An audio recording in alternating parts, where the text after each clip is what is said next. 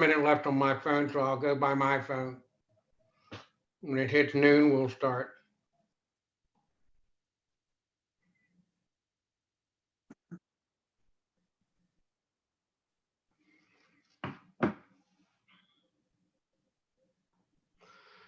Good afternoon, everyone. This is the telecast of the Town Commissioners meeting for Dewey Beach for May the 8th at 12 noon p.m.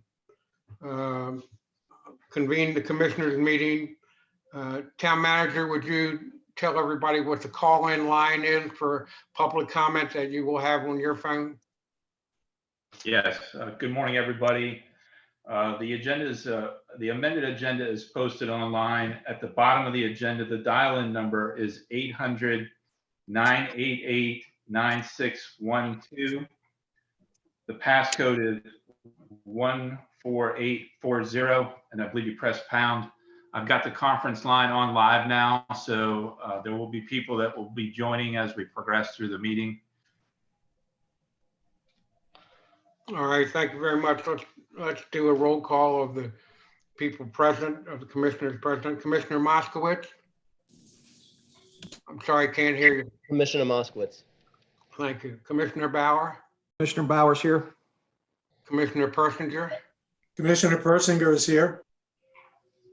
Town Manager. Town Manager Scott Koenig present. Town Attorney. Fred Townsend is here. And the two town employees, please chime in there. Ashley Ashley Hudson is here. and Kate Kate. Zach present. Okay, Kate, you were a little quiet there. You have to be loud mouth like me. Okay, sorry. Opening ceremonies, let's do the Pledge of Allegiance. If everybody will stand. I pledge allegiance to the flag of the United States of America and to the republic for which it stands, one nation, under God, indivisible, with liberty and justice for all. And everybody will continue to stand just for a minute, please. I've been notified that one of the HOA presidents in town, Tom Evans, has passed, and just wanted to let everybody know that. Everybody take the time to give our sympathies to the family. When did that happen, Dale? That's awful. I don't know exactly, Tom. I did know it was on an email to me, but I don't have it in front of me. Tom was a good man. Yes, he was. Thank you very much. Okay,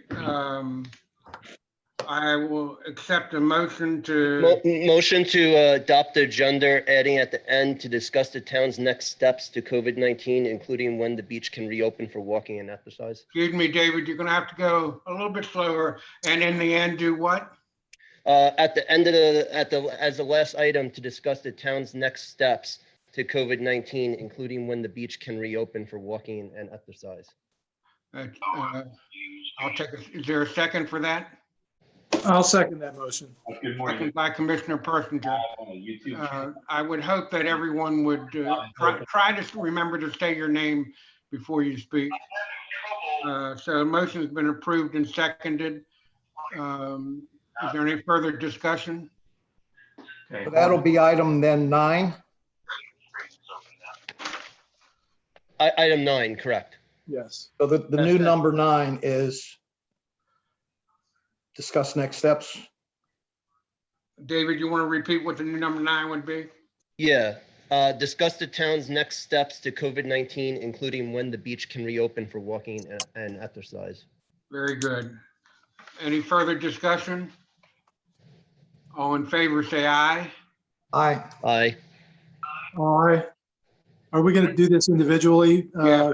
Yes, I believe we should. Gary Persinger, I'm sorry. Commissioner Persinger votes aye. Commissioner Moskowitz, Commissioner Moskowitz, aye. Commissioner Bauer, Commissioner Bauer votes aye. and Mayor Cook votes aye. Thank you. Approval of the minutes. You all have minutes before you that you've been sent to you beforehand, and you should have reviewed by now. I'll take a motion. Motion. Let's back up a little bit. We reviewed the final minutes from March 27th Town Commissioner meeting. We've discussed these a lot, and Commissioner Persinger, I believe you had specifically brought the comments up, if you'll address this. Yes, I move that we adopt these minutes as amended. Commissioner Bauer will second that. It's properly moved and second. Is there any discussion? All in favor by name, I'll call out to say aye. Commissioner Persinger, Commissioner Persinger votes aye. Commissioner Bauer, Commissioner Bauer votes aye. Commissioner Moskowitz, Commissioner Moskowitz votes aye. and Commissioner Mayor Cook votes aye. The April 11th, 2020 Town Commissioner meeting minutes. Hey, Dale, can you rotate your camera? Because all we can see is the top of your head. Sorry. There you go. When I stood up, I appreciate that, Commissioner Bauer. Thank you. So the Want to see your April smiling 11th face. April 11th, 2020 Town Commissioner meeting minutes. Is there a motion to approve? Motion to, Excuse me, Commissioner Bauer, Commissioner Bauer motions to approve. is there a second? Commissioner Persinger seconds. There's been a proper motion and a second to approve the minutes for the April 11th Town Commissioners meeting. Starting with Commissioner Persinger, how do you vote? oh, wait, discussion item. Item number 3, it says the vote failed 1 to 2. But when someone abstains, it shouldn't count, so it should just be 1 to 2. When someone abstains, we want it on the record that they abstained. Well, and that's written that they abstained, but in the actual number of the count per parliamentary law, it shouldn't count. Well, then we'll discuss parliamentary law after the meeting. Commissioner Moskowitz, I appreciate your idea, but that's out of order right now, so. All in favor, those in favor, I'll call out your name of the April 11th, 2020 Town Commissioner meeting minutes. Commissioner Persinger, Commissioner Persinger votes aye. Commissioner Moskowitz, Commissioner Moskowitz votes nay. Commissioner Bauer, Commissioner Bauer votes A. I'm sorry. Aye. Favorable. Thank you, Commissioner Bauer. And Commissioner Mayor Cook votes yes. Favorable, aye. Thank you. Motion passes. Do I hear a motion on the April 24th, 2020 Commissioner Town meeting? Commissioner Bauer motion. Commissioner Bauer motion. Is Seconds. there a second? Commissioner Persinger seconds. Commissioner Persinger seconds. There's a proper motion and a second. Is there any further discussion? Commissioner Moskowitz? Yeah, so number 2, there was a motion made that did not have a second, but also per parliamentary law, you're supposed to put that in the minutes. And in the past, it's been actually in the minutes when a motion is made and not seconded, and it should be in number 2 as well. Is that an amendment to the motion or just discussion? Well, it's asking for the minutes to reflect that motion and the fact that there was no second. Ashley, do you understand what the commissioner is requesting? I'm sorry, Ms. Hudson? I do. Yes. Is there any problem with changing that? Do any of the commissioners, Commissioner Persinger, do you have a problem with the change there? I'm just not sure what he's changing, what he's proposing to change. Commissioner Moskowitz, if you'll propose. So at the beginning, there was a motion made in this discussion, and then there was no second, but that should still be reflected in the minutes. Well, my question, what was the motion? I had made the initial motion to add the public comment, and then there was no second, so that should be part. A motion can be made, and there can be no second, but you still need to reflect it in the minutes. I understand. That's correct. Commissioner Bauer, do you have a problem with that amendment? Well, Fred, what do we need to do here? Give us the legal guidance. Well, Attorney Townsend? can I be heard? Yes, you can. Okay, so I don't think parliamentary law dictates to us what should and shouldn't appear in the minutes. So I think you've got some discretion in terms of what belongs in the minutes and what doesn't. We don't put everything in the minutes. So I don't think there's a legal answer necessarily. It's just a question of how thorough the minutes are to be in order to satisfy you as commissioners as a group. So Thank you. I don't think you're violating any rule by not amending the minutes in the way that the commissioner is requesting, but I don't think you're creating a problem for yourself if you decide to include a reference in the minutes to a motion that didn't receive a second. Thank you, Town Attorney. Personally, I have no objection to including it in the minutes. Commissioner Personer, do you object to including it in the minutes? I have no objection. Commissioner Bauer, do you object to including it in the minutes? I don't know what he's adding in. I mean, He's adding in that he made a motion, but he didn't get a second. all right, and did he or didn't he? I don't know. I mean, this was 2 But weeks. it will right? go back to the videotape. Ashley will do, because if you look at the April 11th minute, Let me it says understand, motion. what's the importance of it though? Or besides just wasting time here? Well, it's about putting the written minutes to reflect the actual history. no If you one look at the seconded Excuse me, April, big deal. excuse me, gentlemen, excuse me.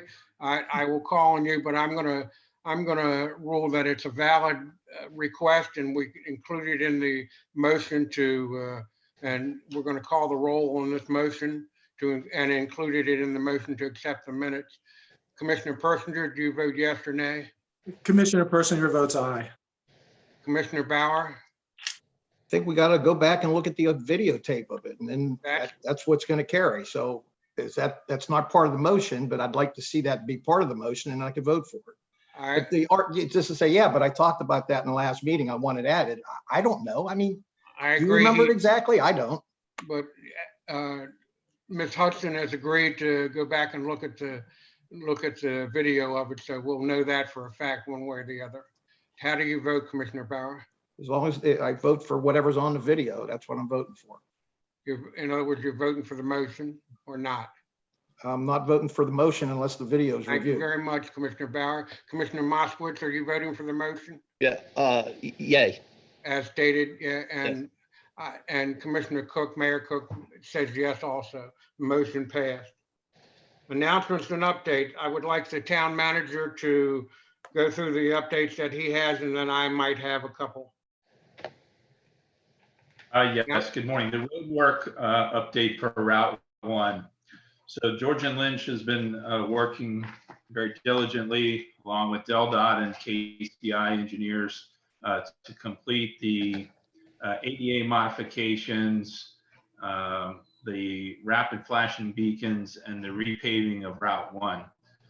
Today, they are working in the southbound area of Route 1 to include the side street connection to Route 1. They still have the shoulder paving to do on the north. You there? Friday, May 15th. I'm sorry? Your computer froze Broke on us. up for a minute. Go ahead. The expectation is that paving will continue through Friday, May 15th. Then they have the striping and the crosswalk installations that will happen. The last discussion we had was all of this work is intended to be completed by Memorial Day. Probably the thing that may be the least or the longest lag is the completion of the bio retention facility at Reed Avenue and US and Route 1. But they're still on track to finish that this month.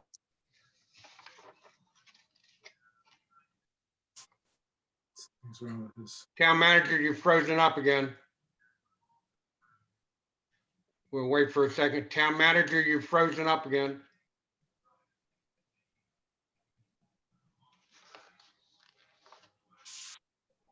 Kate? Excuse me, Ms. Banaszak, could you Yes, tell the town manager his computer is course. frozen?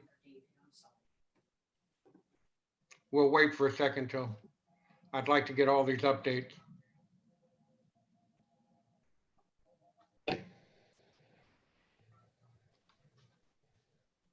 In the meantime, I want to remind people that Budget and Finance Committee is going to meet Friday, May 15th at 4 p.m. through Zoom conference, and we'll get all that information out to everybody. We enjoy getting back online for some of these committees, and we hope the other committees will be able to do the same shortly. Investment committee is planning to meet May 21st at 3 p.m. Okay, Commissioner Moskowitz, thank you very much. If you just hit me with a wave or something, I'll recognize you. We all have a habit of just speaking up. I'm the worst of you. I apologize. We will, at the end of this meeting, discuss what time and date it will have the next meeting, and I'm going, while we're waiting on the town manager, I'm going to suggest that that we have an interim meeting in between because of the budget problem. So I want to keep right on top of this. We may not necessarily have to have it, but I think we might. So we're waiting right now on the town manager to. Scott's trying to sign back in now. He should be back momentarily. Commissioner Bauer? Yeah, well, we're waiting on Scott. You know, the stuff that Del Dot's doing is they're storing all their heavy equipment over on Bayard Street. And, you know, as they move that equipment, I think they're doing, you know, some damage to the roads that we have that we're responsible for. I don't know if there's some coordination or agreement that they're going to repair what they mess up. I don't know. I believe there is, this is Commissioner Cook, Mayor Cook. This is I believe there is an agreement, Commissioner Bauer. I do not know that for an absolute fact, but in the past, we've always had agreements with them to Right. put it back the way they find it. So. Right. Thank you, Commissioner Bauer. I appreciate that. Is there any other announcements from any other commissioners that'd like to take the time right now and make those announcements until the town manager comes back online? Commissioner Persinger? Yeah, just quickly, this actually relates to the governor's state of emergency declaration, but you know, I think we might need an interim meeting also just to deal with what I think are anticipated changes in the current policies and restrictions that we're dealing with right now. I sat in on a session that's actually out on YouTube right now, so anybody can view it, on the data that they're using, the metrics that the state is using. Please turn your phones off. I'm sorry, I can't turn that one off. It's linked to my house line. Okay, go ahead, Commissioner Persinger. Okay, so, okay, it's fine now.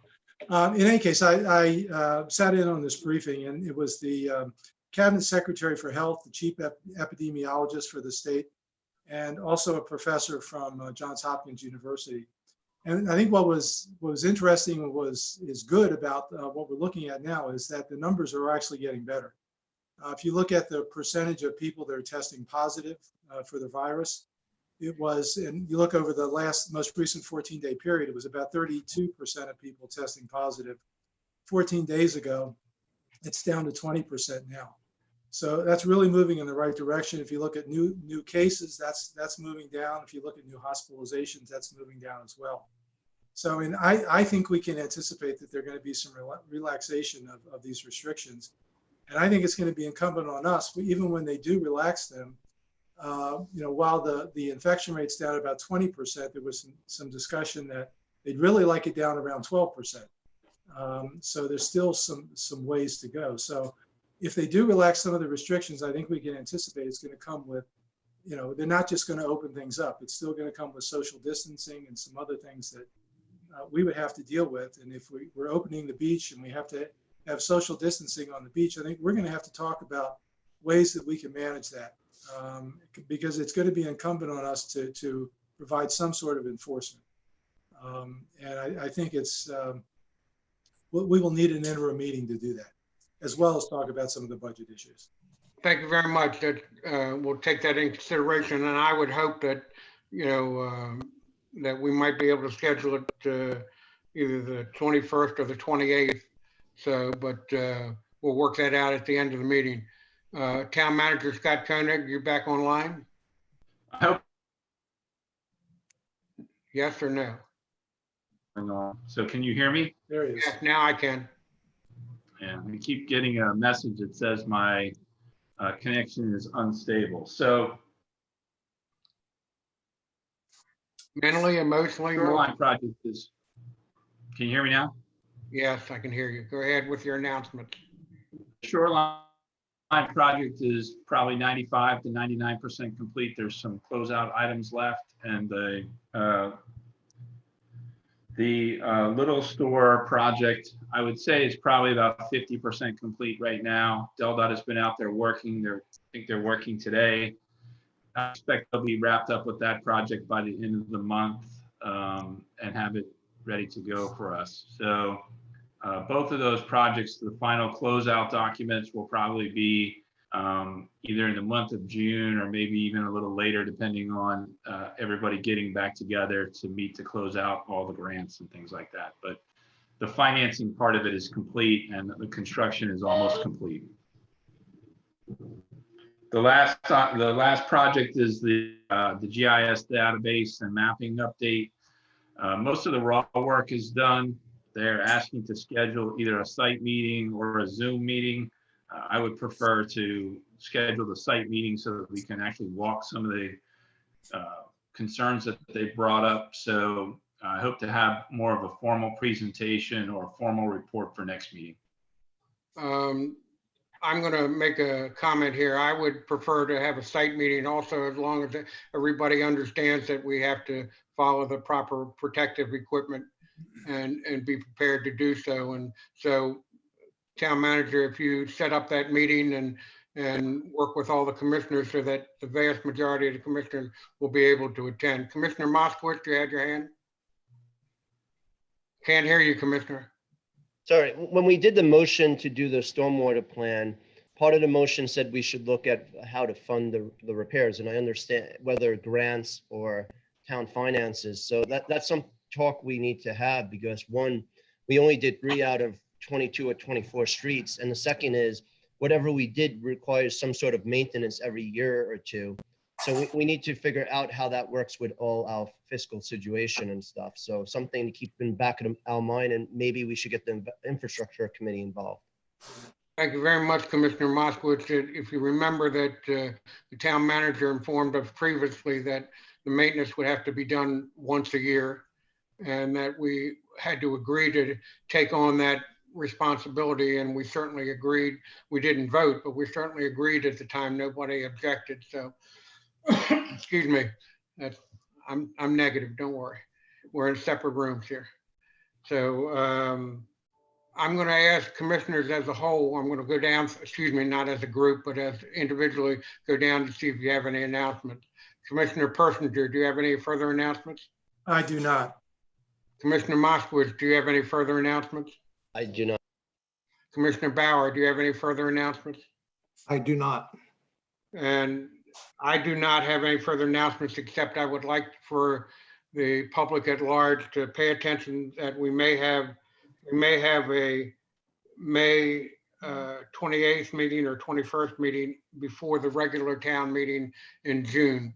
So right now we have public comment coming up before we go into our agenda items. So town manager, do you have anybody on the line that wants to make a public comment? Give me 1 second.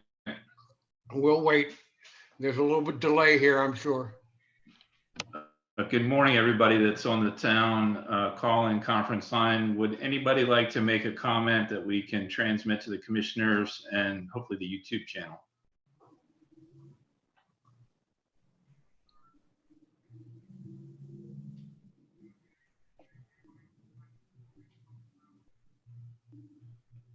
Again, is there anybody on? Yeah, I'd like to make a public comment. And Okay. if you will give your name and where you're from and or Yeah, where your can- house is. Can you give your name and address prior to speaking? Yes, it's David Thomas, and it's 1 Reed Avenue, Unit 316. Go ahead, Mr. Thomas. I have a gift for the town and the council, and it's in the form of a reference. Ordinarily, I would bring to the meeting the materials I'm referring to, but of course I can't do that now. It's www.brennancenter.org, BRENNANCENTER. And on that site, you'll find Purges, The Growing Threat to the Right to Vote by Jonathan Brader. And that's part of the Brennan Center for Justice at the New York University Law School. And in explanation, voter purges are an often flawed process of cleaning up voter rolls by deleting names from voter lists. The Brennan Center works to ensure that they are non-discriminatory and do not disenfranchise eligible voters. My concern is that with respect the surf club and their spouses were deleted with the single exception, inexplicably in my mind, of the president of the board. Yet they, the board, even more inexplicably to me, by and large did vote, going by the Freedom of Information Act materials that are on the DeweyCitizens.org website. And Mr. that's the Thomas, only way I Mr. Thomas, could you hold it? discovered that. Mr. Thomas, may I interrupt you for a minute? As far as I can understand it. So the question is, what Town happened? manager, please warn him about the time. Mr. Thomas, can you hold the rest of, Mr. Absentee ballots turned in, but not counted. That's why I think that the 11 pages of materials. We can't hear you. unless you Altogether, stop 24 pages. Mr. Thomas, Mr. And Thomas. the Brennan Center would be helpful to the town. My concern is that there be open meetings that are noticed with transparency, and that Mr. Thomas, can you hear me? what activities are You going have to on. interrupt him when he's quiet, Scott. Workshop that was conducted, which I thought was a good start. Mr. Thomas, can you hear me? Pointed out, that as many as 20% or 500 of the notices that had been sent out for the last election had bad addresses. So I certainly understand that a purge. Just hold on. Mr. Thomas, Okay, we'll get through But this. there needs to Hold be on, Mr. Bennett. some kind of clarity as to how this is going about. all right, thank you, Mr. Thomas. That's 3 minutes. Indicates that Elaine Bowl, Gloria Rogers, and Scott, Marty you should mute yourself when you're trying to speak with on Mr. the Thomas. election board, my recollection. What's that? You should consider muting yourself when you're trying to speak to Mr. Thomas.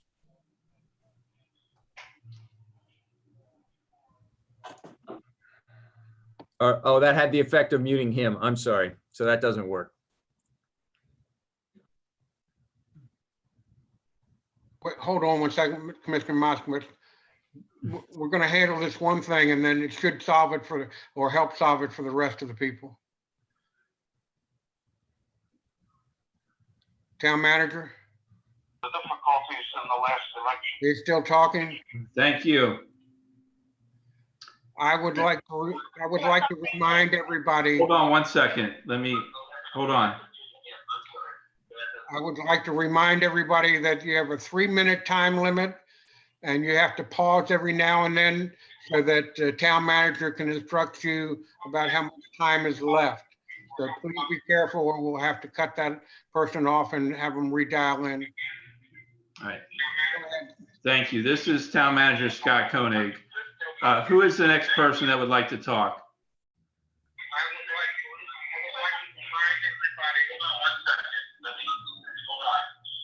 Everybody speaking at the same time? remind everybody that we have a 3-minute time limit. There's a delay. You have to pause every now and then so that the town manager can instruct you about how much time is left. So you please be careful, we'll have to cut that person off and have a redial in. Thank you. This is town manager Scott Koenig. Who is the next person that would like to talk? Remind them, Scott. Yes, Howard, can you state your name and your address?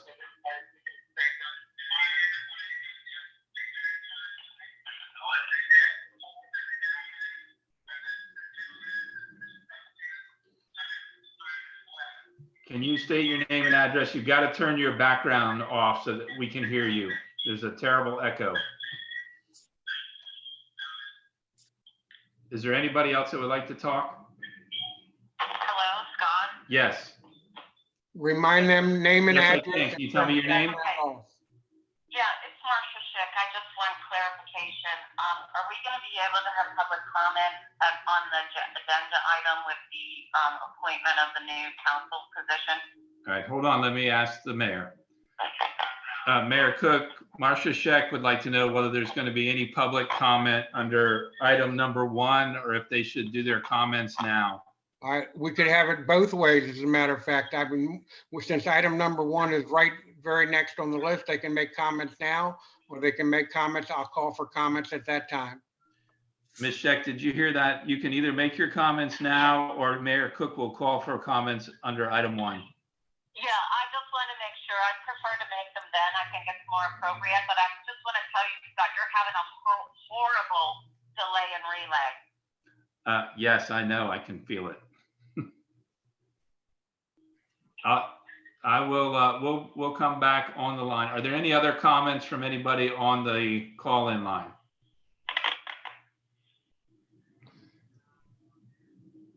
One more time. Are there any other comments on the call-in line for now? Yeah, it's Marcia Schick. I'm going to wait for the agenda item. Okay. All right, Mayor, doesn't appear to be anybody else on the line. Okay, since Commissioner Bauer had his hand up first and then Commissioner Moskowitz. Commissioner Bauer, you'd like to make a comment? No, not at this time. Commissioner Moskowitz, you wanted to make a comment? I can't hear you, Commissioner Moskowitz. Sorry about that. Just an announcement I forgot. There's a $10,000 reward for information leading to the arrest and conviction with the Lighthouse Restaurant. And if anyone has information, 800-TIP-3333. So got to say that during announcements.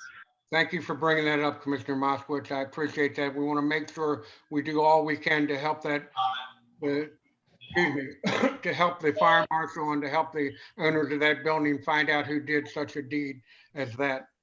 It's a dastardly deed, but that sounds too old for all you young folks. I want to remind everybody that as we go into the item number 1, there's going to be a lot of people that want to speak. There is a delay, obviously. There is also a requirement that you can speak only 3 minutes. And Commissioner Bauer, do you have your stop clock with you? I do. Good. If you could then possibly start the clock when somebody starts their comments, and then give them a warning with the last minute left. Okay. Shut them off at the proper time. I want to be fair to everybody.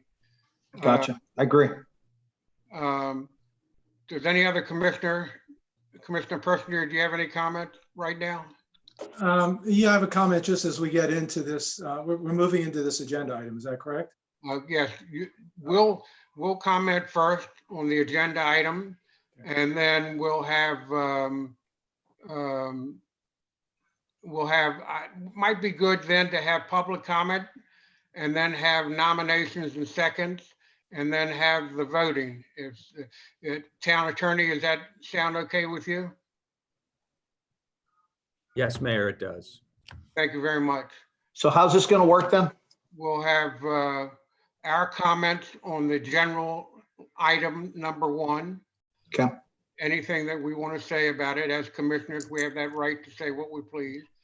And then we'll, I believe we'll have public comments, and then we'll call for nominations and second, and then voting. Is that okay with everybody? Town Attorney says it's all right. Yeah, the one addition would be, as we did last week with respect, or whenever it was, with respect to the election of officers, that Seems like a year ago. Yeah, right. I bet. You may ask for a motion to close nominations at some point. Thank you very much. I appreciate that. And as I understand it correctly, and the Town Attorney can correct me if I'm wrong, that each nomination, in order to go forward, each nomination will have to have a second. Well, that's a reasonable rule, Mayor, for the commissioners to follow. It is not a requirement of parliamentary procedure or of the charter or state law. So it's my recommendation that you ask for seconds, but it is within your discretion to consider that, or to allow someone to be nominated without a second. Well, that's a very good comment, and let's get that solved right now. I'm going to go down the line and see what each commissioner feels about requiring a second or not. I personally am in favor of it. Commissioner Persinger? Yes, I'm in favor of a second as well. Commissioner Bauer, I'm in favor of a second as well. Commissioner Moskowitz. Commissioner Moskowitz, I'm in favor of the second, and I thought we go by a modified Robert's rules, and we shouldn't be trying to change the rules. Well, before. thank you very much for that comment. I appreciate it. So we will go for nominations requiring a second. If a nomination does not get a second, they will not be considered. So let's start off with comments about item number 1. I will read item number 1 as it is printed. Discuss and possibly vote to appoint a new commissioner to fill the vacant seat and possible swearing in of the new commissioner. That's item number 1. I'm going to ask for your comments without a motion first because we're going to be actually nominating with this. So let's ask, I'll go down the line. Commissioner Moskowitz, your comments, please. I have no comments at this time. I'll Thank you. defer. Commissioner Bauer, do you have any comments on the agenda item? Yeah, are we going to read in? We've received a number of letters. At what point do we discuss that? Well, that actually you can discuss it almost any time, but I was planning on reading 2 or 3 of the letters that we've gotten. We've gotten approximately, well, I've received approximately 35, 36 letters, and 3 or 4, excuse me, about 8 of them were asked to be read into the record, but I'm going to ask the attorney, our attorney, to talk about reading letters of items into the record. Town attorney. Thank you, Mayor. Once again, this falls into the category of what the commissioners are comfortable with. There's no legal requirement that that someone's letter be read word for word into the record or made public in that fashion. So you have different alternatives available to you, one of which would be to read a representative letter. One would be to make reference to people who have authored letters and characterize those letters in a certain fashion. Another alternative would be to say, I've got 35 letters in support of a candidate, asking the commissioners to consider that person. But you're not required under the law to read them or to deal with them in any particular fashion, although it's only fair that you should make mention of the fact. I think that if you've got anything available to you that informs your judgment, that your fellow commissioners be also made aware of that. Commissioner Bauer, you heard those comments, do you? Yeah, in the consideration of time, I mean, I think we can summarize and maybe read a few of the letters in, but I'd also ask that we do some public comment because I know there's a number of people that want to make comments on it because my phone's blowing up right now and I don't want to deny the public the ability to comment. Well, public comments will come after the commissioner comments. Got it. As we just said just a short while ago. Commissioner Persinger, do you have any comments right now? I have some comments about this agenda item, not necessarily about the letters themselves. That's fine. Go ahead. If you wish. I just want to provide a little background, at least my own thinking in terms of what we're going to do today. I think it's fortunate that we have 4 people who have stepped forward and volunteered to serve as a commissioner and fill the remaining term for Mayor Redifer. I think among the qualities and benefits that these individuals offer are a deep and sustained commitment to the town and its continued improvement, substantive business and financial experience, and a sustained record of service on town committees, work groups, and commissions.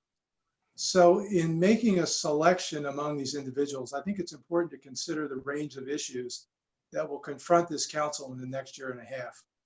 Currently, we have a problem that the town, the state, and the entire country has never faced before. For the council, we will need to consider how we can best facilitate safely and within the guidelines provided by the state, the resurgence of visitors and economic activity that are so essential to the town. Financing town operations during this time may require some new financing methods that we've not tried or even considered in past budget and spending discussions. Looking beyond the pandemic, we're in the beginning stages of a process to review and make needed improvements to our town code. The recommendations from that process will need careful and thoughtful consideration to avoid the unintended consequences that can result from such a process. Working with the Planning and Zoning Commission, the council will be addressing substantive zoning issues and possible changes, all emanating from the town's 10-year comprehensive plan. Council also needs to establish the base for longer-term issues of establishing sustainable revenue sources and formally recognize capital expenditure needs through the town's budget process.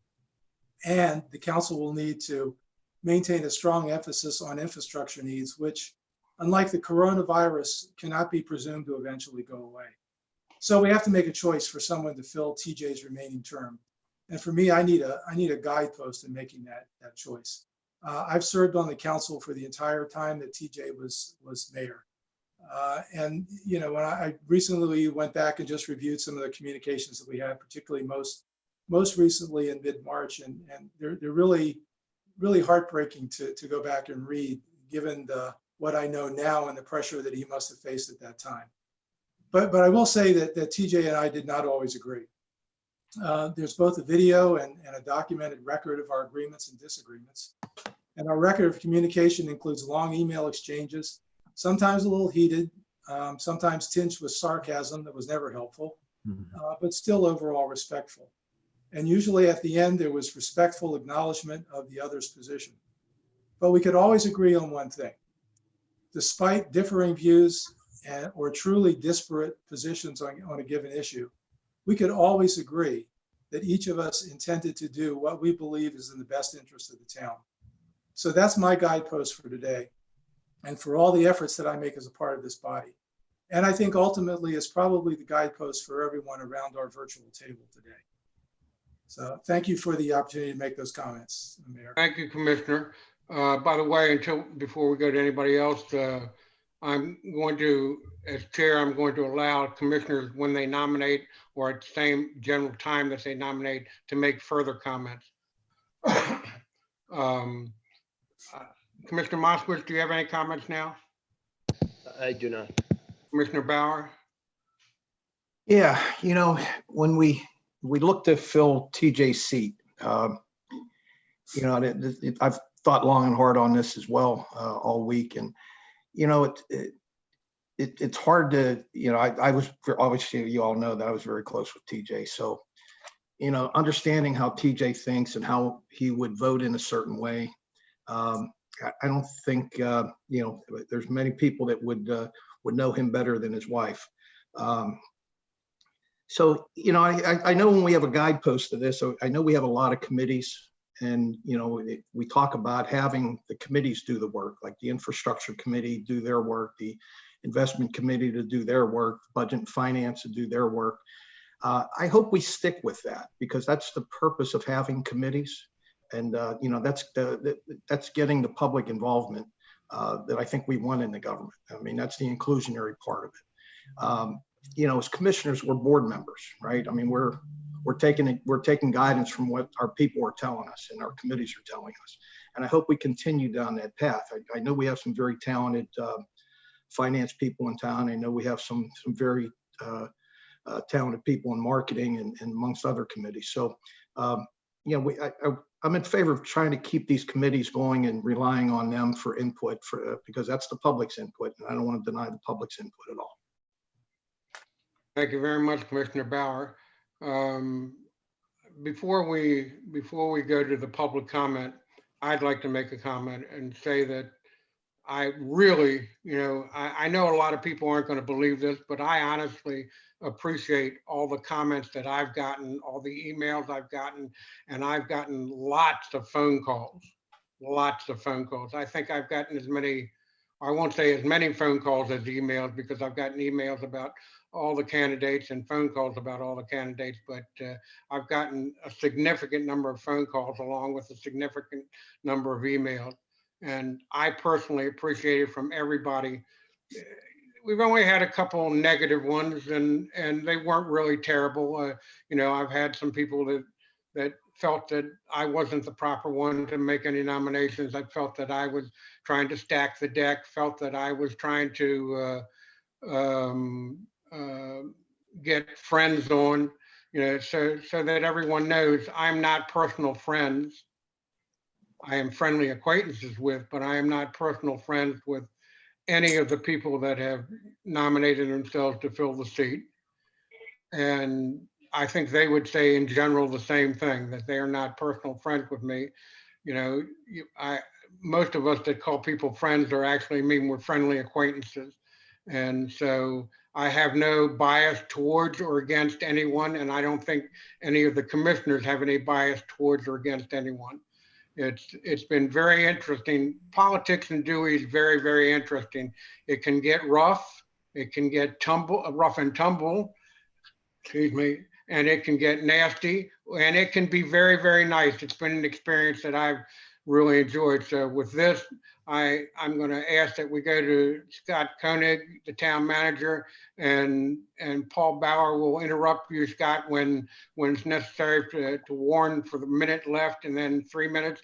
And when you get people on the line, town manager, if you will remind them to turn off anything in the background, because that'll cause even more delay. And we all have to remember there is a delay. So go ahead, town manager. Thank you, Mayor Cook. Excuse me, town manager, I just do want to interrupt one. You know, if we get the same type speakers over and over again, there may be a time where I have to say, we've heard that if you have something new to say, okay? So, but that'll be rough to do, I'm sure, at this time. Go ahead, town manager. I'll do the stopwatch. Thank you. Yeah. All right. Good morning, everybody on the conference line. This is this time where we're going to take public comment on item number 1 with respect to the appointment of a new commissioner. Please, whoever would like to speak, identify your name and your address. You have a maximum of 3 minutes. Please make your comments direct, and so that we can progress to any additional comments. Who would like to speak first?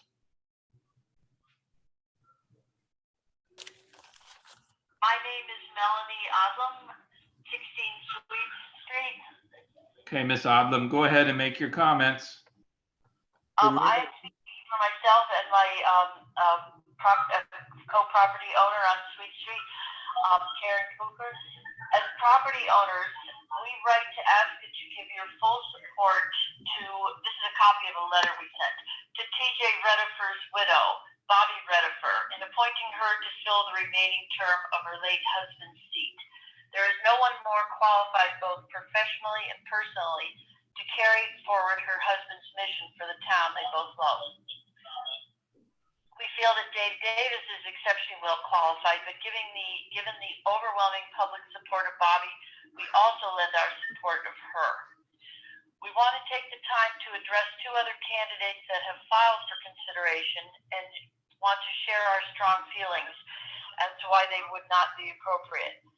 Be very careful about what's being said. Lowe lost his bid for a commissioner seat in the last election, and as a result, filed a lawsuit against the town, naming Commissioner Bauer in his personal and professional capacity in his attempt to challenge the election results after they had been validated. The result was damaging to the town and a drain to its limited resources and funds. We do not believe his appointment would be beneficial to the town in any way. David Jasinski. He has been highly controversial on a number of levels. When he was appointed to assume Ellen Danaher's seat, he was the subject of multiple FOIA complaints at the Justice Department with the FOIA Attorney General, along with former Mayor Hansen and the disgraced former town manager Applebaum. We have sent a copy of his most egregious allegations, which were detailed in a March 11, 2015 complaint, including collusion. Town manager, could you interrupt them for a minute? Ma'am. Mr. Bauer, all the time. Sorry, 2 minutes. We're 2 minutes in. I just want to remind everybody that this is about the candidates running for office. We're not here to denigrate or attack anyone. And I would request, although you have the right to say almost as much as you want, do not denigrate any candidate that in order to put forth a candidate. So go right ahead. I apologize. Ms. Odom, can you hear me? Yes, I can. Yes, your correspondence was received earlier this morning and forwarded to the commissioners. So they actually have a paper copy of the letter that was submitted. Okay, well, my one last point I'd like to make is that there's been a tremendous outcry of support for Bobby Redifer, and I hope that the council will take that into consideration. Thank you very much, Ms. Odom. Is that time, Mr. Bauer? Yep, still had 45 seconds left. Oh, does she have any All right. other comment? She does not. Is there anyone else that would like to make comment that's on the line?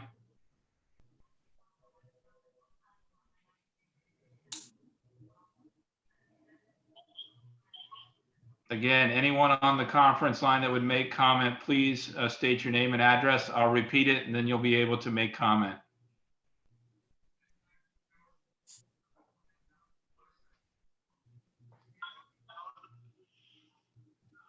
No one Is there there? anybody else on the conference line that would like to make comment regarding item number 1, the filling of the vacant commissioner seat? Marcia Schick, Okay, Marcia, what is your address? 201.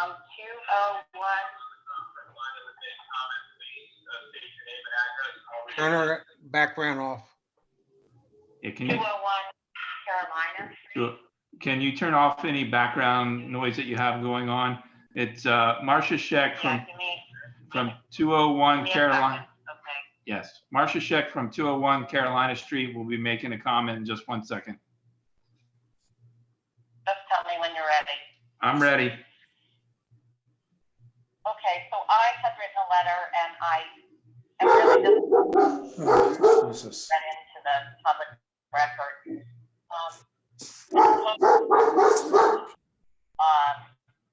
For her firsthand knowledge of how this town operates, in honor of her husband who passed away recently, but she is the closest and most qualified. I object to the fact that you're asking that we don't bring up points that are critical to your decision in the public. I, for one, feel that Ms. Olin sent me her letter. I'm looking at it. I've pulled out the attachments, and I think it's critically important to look at the past record of these candidates in public. And I think the March 11, 2015 Attorney General letter specifically names Mr. Jasinski. It's a public record. It's not denigrating. It's a public record. It says that below you will find emails that support our allegations that Mayor Hansen, Commissioner Jasinski, and Town Manager Applebaum, and possibly others seemingly colluded, participated in setting negotiations behind closed doors, intentionally kept meetings closed, failed to fulfill fiduciary duties, misled the public, misrepresented facts, conducted serial meetings, and purposely delayed fulfillment of FOIA. I think these are important issues when you look at who you're going to appoint to this position. Mr. Jasinski is highly controversial. Mr. Rowe is highly controversial. Dave Davis and certainly Bobby Redifer come with absolutely no controversy whatsoever. And I think when you look at moving forward, what this town needs is healing. I don't think it's a good decision to put someone in who carries this much baggage and controversy. As secretary during his term, Mr. Jasinski did not keep adequate minutes of meetings. You have 45 seconds left. Right to look at the meeting. That's in the. Tell her she had. Tell her she had. It wasn't the public meeting. It was the executive session meeting. And Town manager, please inform. Weren't provided and they still don't exist. You have 30 seconds, Ms. Scheck. Of someone you want to place in office.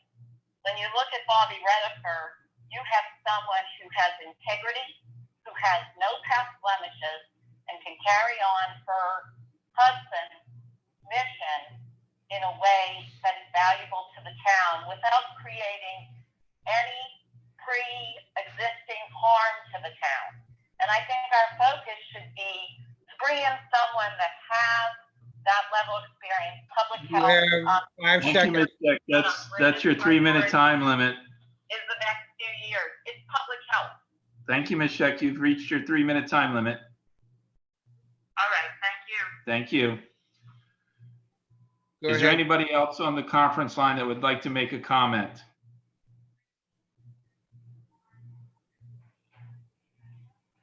Again, is there any other person on the conference line that would like to make a comment regarding item number 1 on the commissioner agenda?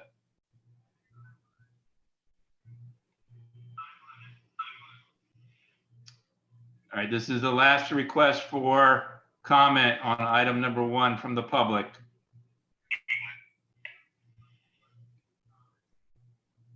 Hearing none, we'll move on. Hello? Hello? Hold on. Can you Can you hear me? yes, can you state your name and your address? Yeah, this is Mary Dunbar, 103 Rodney. Hold on hold on one second. Mary Dunmire, 103 Rodney. Please go ahead, Ms. Dunmire. This is a question, and I understand if you all don't want to answer because it's not supposed to be a question and answer. But I'm listening to the public comments, and it seems that every commenter is aware of who is going to be nominated for commissioner, and it's all a surprise to me. I had no idea that these people were being nominated for commissioner. Do I miss some kind of announcement, or is this published to the public? Because not only do the people making public comments seem to know who is being nominated, but they also seem to have known for some time because they have done research and written letters about the other candidates. Town manager, will you fill her in about what was put on the internet? Hold on one second, Ms. Dunmire. Mayor, I didn't hear what you said. Excuse me, I would like you to inform the people when the names were put on the internet, those that requested to be part of the nomination process. Yeah, there was an email that went out from the town, I believe it was early last week, asking for people to essentially express their self-interest in it. That request was posted to the town website, and the submissions were made to my office. All the submissions were forwarded to the town commissioners as of Monday afternoon, shortly after 3 o'clock. They were not posted on the town website. Mr. Townsend.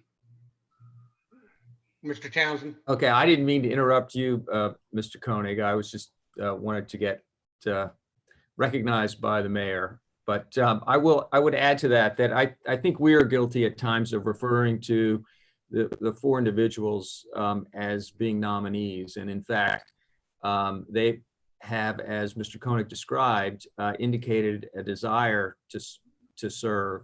But whether we have 1, 2, 3, or 4 nominees will be determined a little bit later when the commissioners open and close the nominations. So none of the individuals that are being referenced are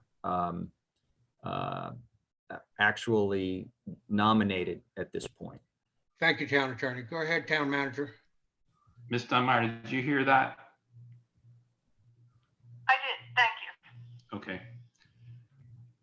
Are there any other comments from the call-in conference line?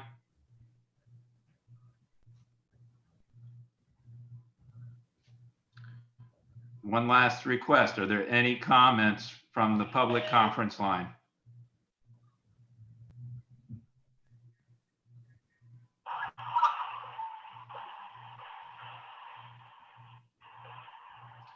Any other comments from the public conference line?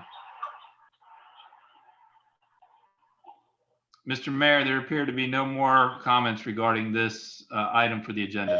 Thank you. I'll close the comments right now and then hopefully open up again as we commissioners make comments, and I'm going to attempt in between other commissioners to read a couple letters. Commissioner Bauer. No, that's what I was going to ask you, if you're going to read a few of the letters in. Commissioner let me read one letter right now, and then I'll go to the other commissioners to make comments, and then I'll go while I'm attempting to find various letters. This is from Zeke Pergotsky. Commissioners, I wish to have my recommendation for Bobby Rediford to fulfill the term of her late husband, TJ Rediford, read into the record at your meeting this week. Bobby is the one person out of 4 vying for this term completion that knows exactly TJ's vision for Dewey Beach.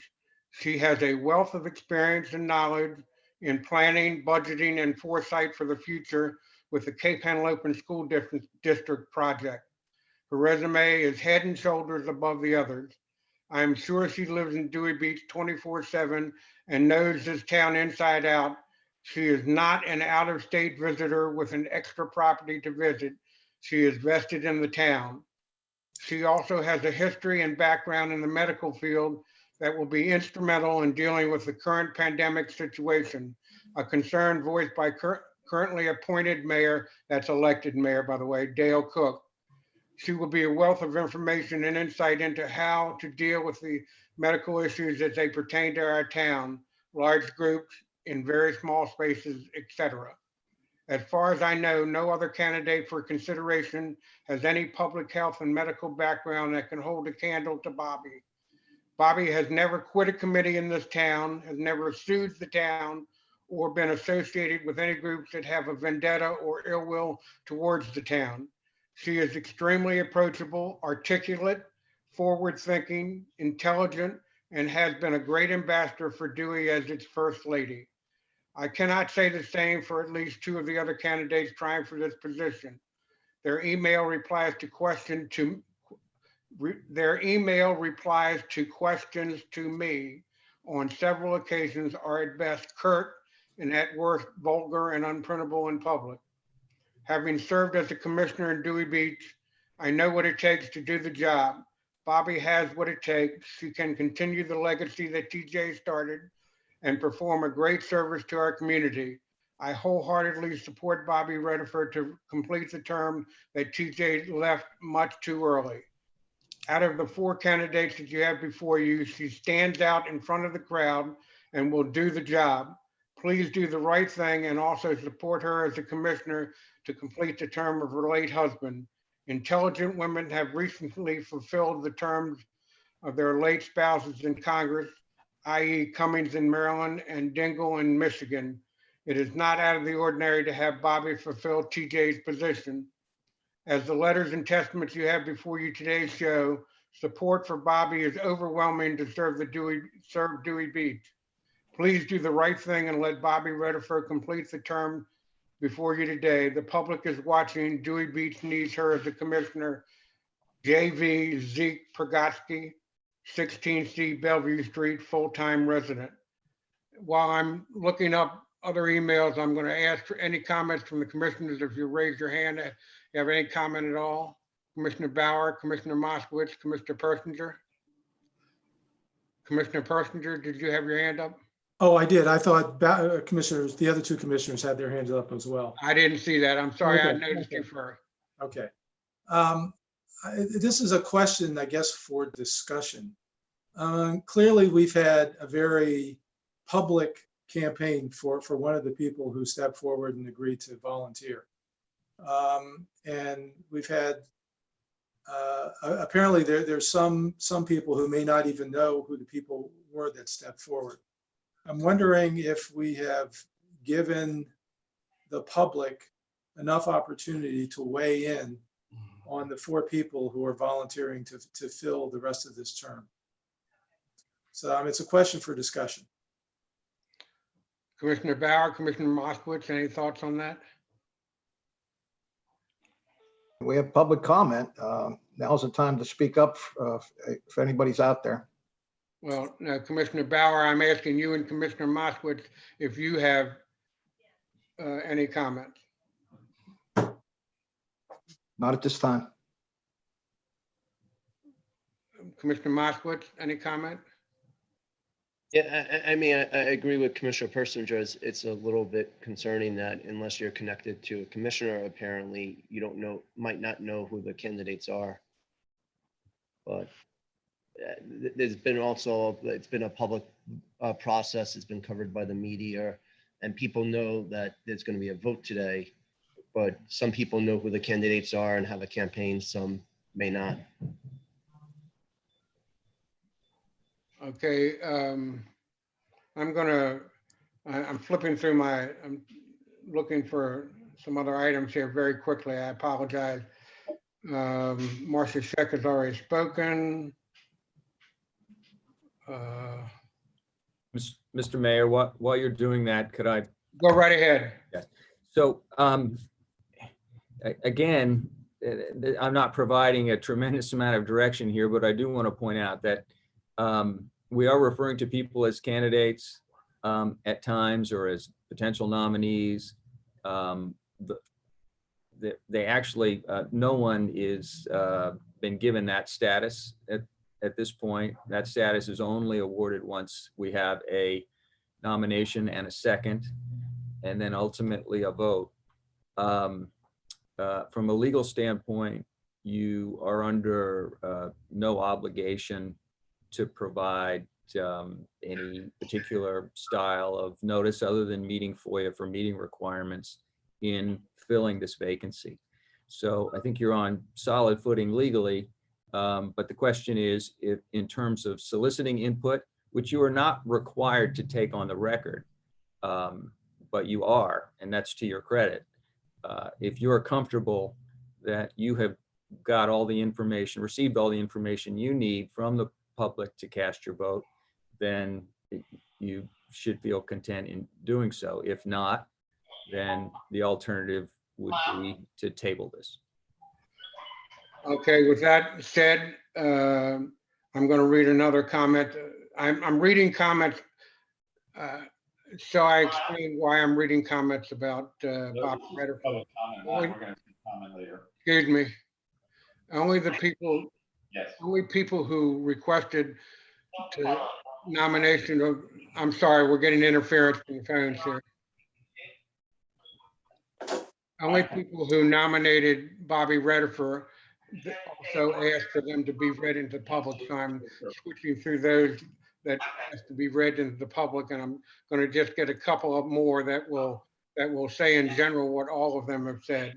This one is from Anna Legates, subject Dewey Beach Commissioner appointment. U.S. Congress has a tradition of electing spouses of deceased members to complete their term of office. This honorable Please stand up. shared belief in history. Bobby Redifer's master's degree in nursing and particular experience will benefit Dewey Beach as our town confronts public health policy and navigates the challenges of the current pandemic. How fortunate for Dewey to have Bobby Redifer, a hands-on full-time resident, to serve as commissioner. Please vote for Bobby Redifer. Thank you, Anna Legates, 40-year full-time resident, former commissioner, member of multiple committees during 4 decades. Ed Bestie, former P&Z member, is the husband. And I'm going to read one more. This is from former Mayor Del Tush. Dear Mayor and Commissioners, as a longtime property owner and former mayor of Dewey Beach, I'm compelled to request you to cast your vote for Bobby Redifer for commissioner. Her knowledge of Dewey is very expansive, and I can tell you that she always kept up to date on the happenings in Dewey. She contacted me several times when I was mayor about issues in Dewey Beach that were a concern to her. Plus, she was very hands-on with what was happening in Dewey Beach while her husband was mayor. Her experience in the medical field is valued given this pandemic. It is also very commonplace for spouses of deceased members of commissions or other government offices to be appointed to complete the term of their deceased spouse. Nothing would honor our town more than to honor TJ in this way. One of the nominees was previously on council, being appointed and not elected. This person was difficult to work with and was very rude to the public. We do not need a repeat of that again. I urge you to do the right thing and vote for Bobby Redifer. We need her on council to be the voice of reason. You were elected to do the wishes of the people of Dewey Beach, Those wishes dictate a vote for Bobby Redifer. Thank you, Dell and Larry Tuss.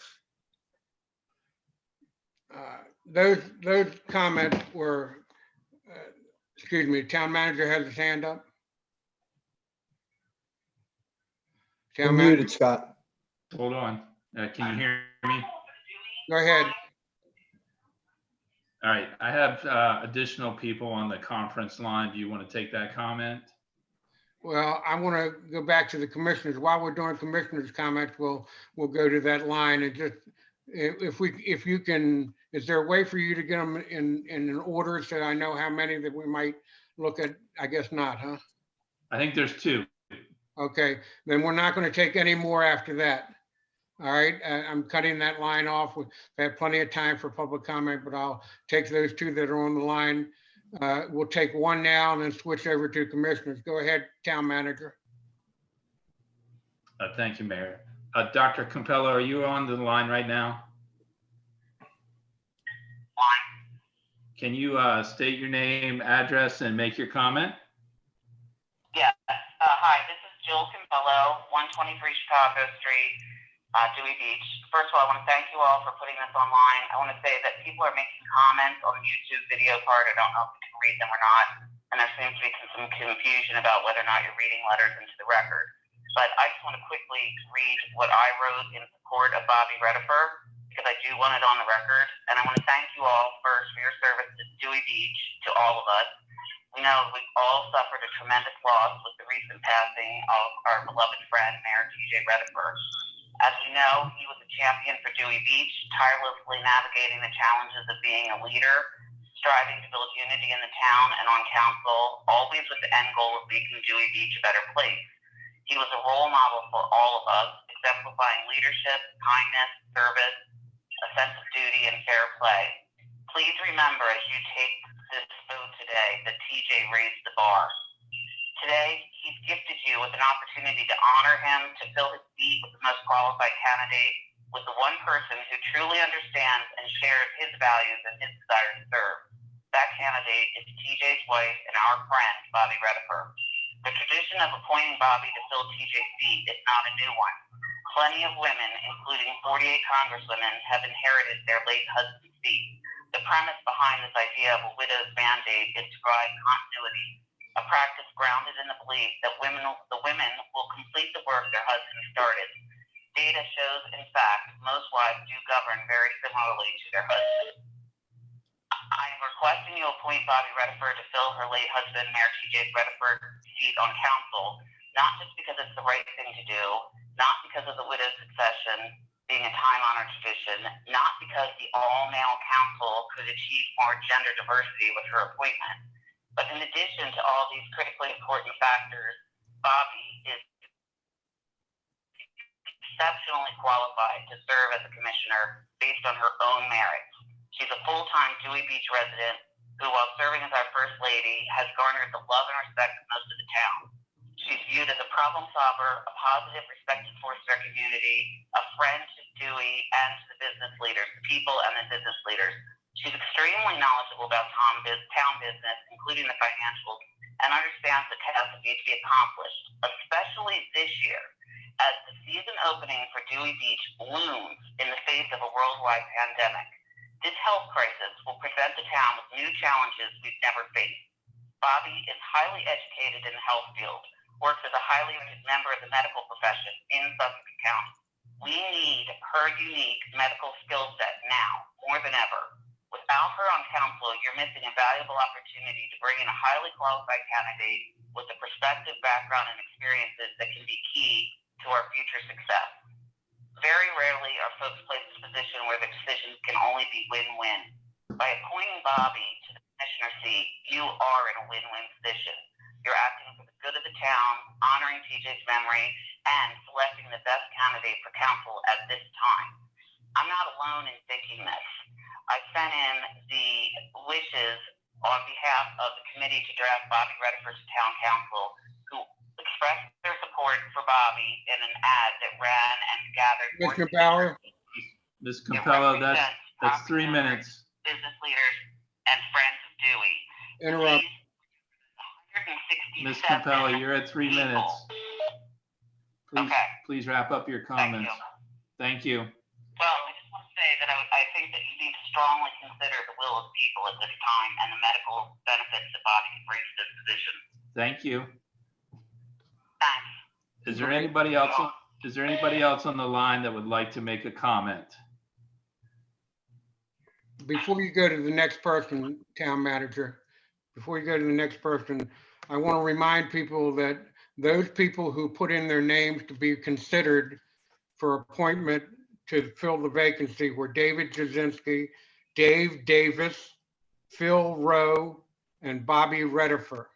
And we're reading, going through, we've been through public comment, and we're going through some of the letters that were sent in. And then we're going back to commissioners to make their final comments and possible nominations. Mr. Bauer? Yeah, you know, I think we've all read the letters. If I were to, my count, there was roughly, it was close to 40. Some of the letters have a husband and wife on it together. So roughly 40 people sent us emails. I would hope that we post them publicly. People take the time to write the letter. I think we can just, you know, make them all part of the record that way. Fred, I think that's appropriate. They will be attached to the minutes of the meeting. Attach them to the minutes of the meeting. You know, there's definitely been a groundswell of support for Bobby. And hey, you know, let's face it. I mean, TJ was well liked in this past month. What yesterday was 30 days, right? In this past month, you know, how many people said, you know, how wonderful of a mayor TJ was, how good of a person he was, and how he brought people together.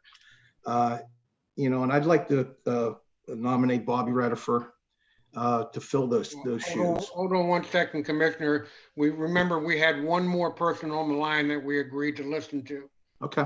So before we go to nominations, I was just, town manager, you want to let that one person finish? Yes, sir.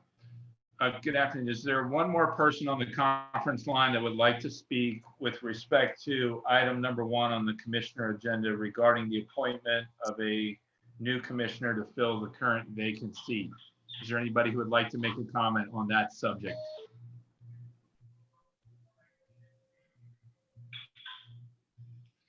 Again, this is the last call for a public comment on that subject. Town manager, hearing none, please finish that subject. We're not going to take any more public comment. And now we've agreed in the process was going to be the commissioners can nominate a person, and that person would have to have a second to be nominated to be on the as part of the group. Wait 1 second, please. Yeah. Commissioner Moskowitz. Commissioner Bauer, you had your hand up and you were, I cut you Yeah, off. I was in the middle of that. So I'd like to make the motion to appoint Bobby Redifer, and for the following reasons there. I mean, there's been a groundswell of support. I mean, if you've read the paper at all in the last 2 weeks, I mean, you've seen, what was it, 167 names pledging their support. We all know Bobby. I mean, there's none of us commissioners are going to sit here and say we don't know who she is and what she stands for. So I'd like to nominate her and let's call a vote. Hopefully I have a second. No, it won't be nominator and call a vote, even if you have a second, because you have to keep it open for other nominations. Okay. We have to understand that. So Bobby Redifer has been officially nominated by Commissioner Bauer to fill the vacant seat. Is there a second? Bobby Redifer has been nominated to fill the vacant seat. Is there a second? Bobby Redifer has been nominated to fill the vacant seat. Is there a second? There is not a second. The nomination is set aside. Commissioner Moskowitz or Commissioner Perskiner, which one Commissioner Moskowitz, put your hand up first, so go ahead. Well, I defer to Commissioner Persinger. Commissioner Persinger. I'm feeling uncomfortable about the process. You know, we've had, I realize this is going to be frustrating, but it's going to be extremely frustrating because we had quite a long time to complain about the process. Well, I'm not sure that that's entirely, I don't think we set the process initially. We've had a very public campaign for one person. That's And available yet- for anybody though, and I won't interrupt you again, I promise. And yet the public has not been aware of the other three people who have offered to volunteer and fill this position. So, I'm feeling a little uncomfortable about that. And I'm just not sure that, we've given the public enough opportunity to provide input. Yes, they've all had an opportunity today to offer comment. But before that, I'm not sure. I don't know if people are well aware of the process. I could be wrong about that, but I'm just feeling a little uncomfortable about it at this time. Are there any other nominations for office or any comments? Commissioner Moskowitz. Yeah, so I mean, I went through the letters and there was about 30 letters, and most of them seem to have the same text copy and pasted with a little bit of variation. About maybe 20-25% of them were not property owners, but they were people who either work here as a bartender, realtor, so not. But then you have Phil Rowe, who got the votes of 358 property owners.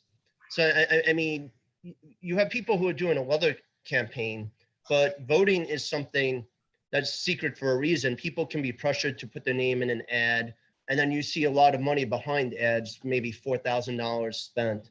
And it's just wondering, why is someone spending money to try to accomplish this when this is a volunteer position that you spend hours on a Friday, now noontime doing. I think people love TJ, and I have empathy to Miss Redifer. My father's went through the same situation. My mom passed away of cancer at 62, so I know how long it takes to recover. But that's not what makes someone qualified to be a commissioner. We have no medical department in Dewey Beach, and that's not what we do, but we do have a severe financial crisis with a budget deficit of $1 to $1.5 million. And I agree with what Commissioner Person just said earlier about what we should look for in a candidate. And I think first and foremost, if we don't solve the budget crisis, we're not going to get through this. And there's nice to have and must haves, and figuring out this budget crisis is the must have for Dewey Beach to continue to exist. It's not just year one. There's year 1, year 2, year 3. It's a multi-year endeavor for this budget crisis, and we're only entering year 1. Well, I appreciate your comments. I'm going to go to Commissioner Personer. You have your hand up again? I did. I am going to offer a nomination. I believe that we need someone with a broad experience, someone who's been involved in committees, who has been involved in many issues that face the town.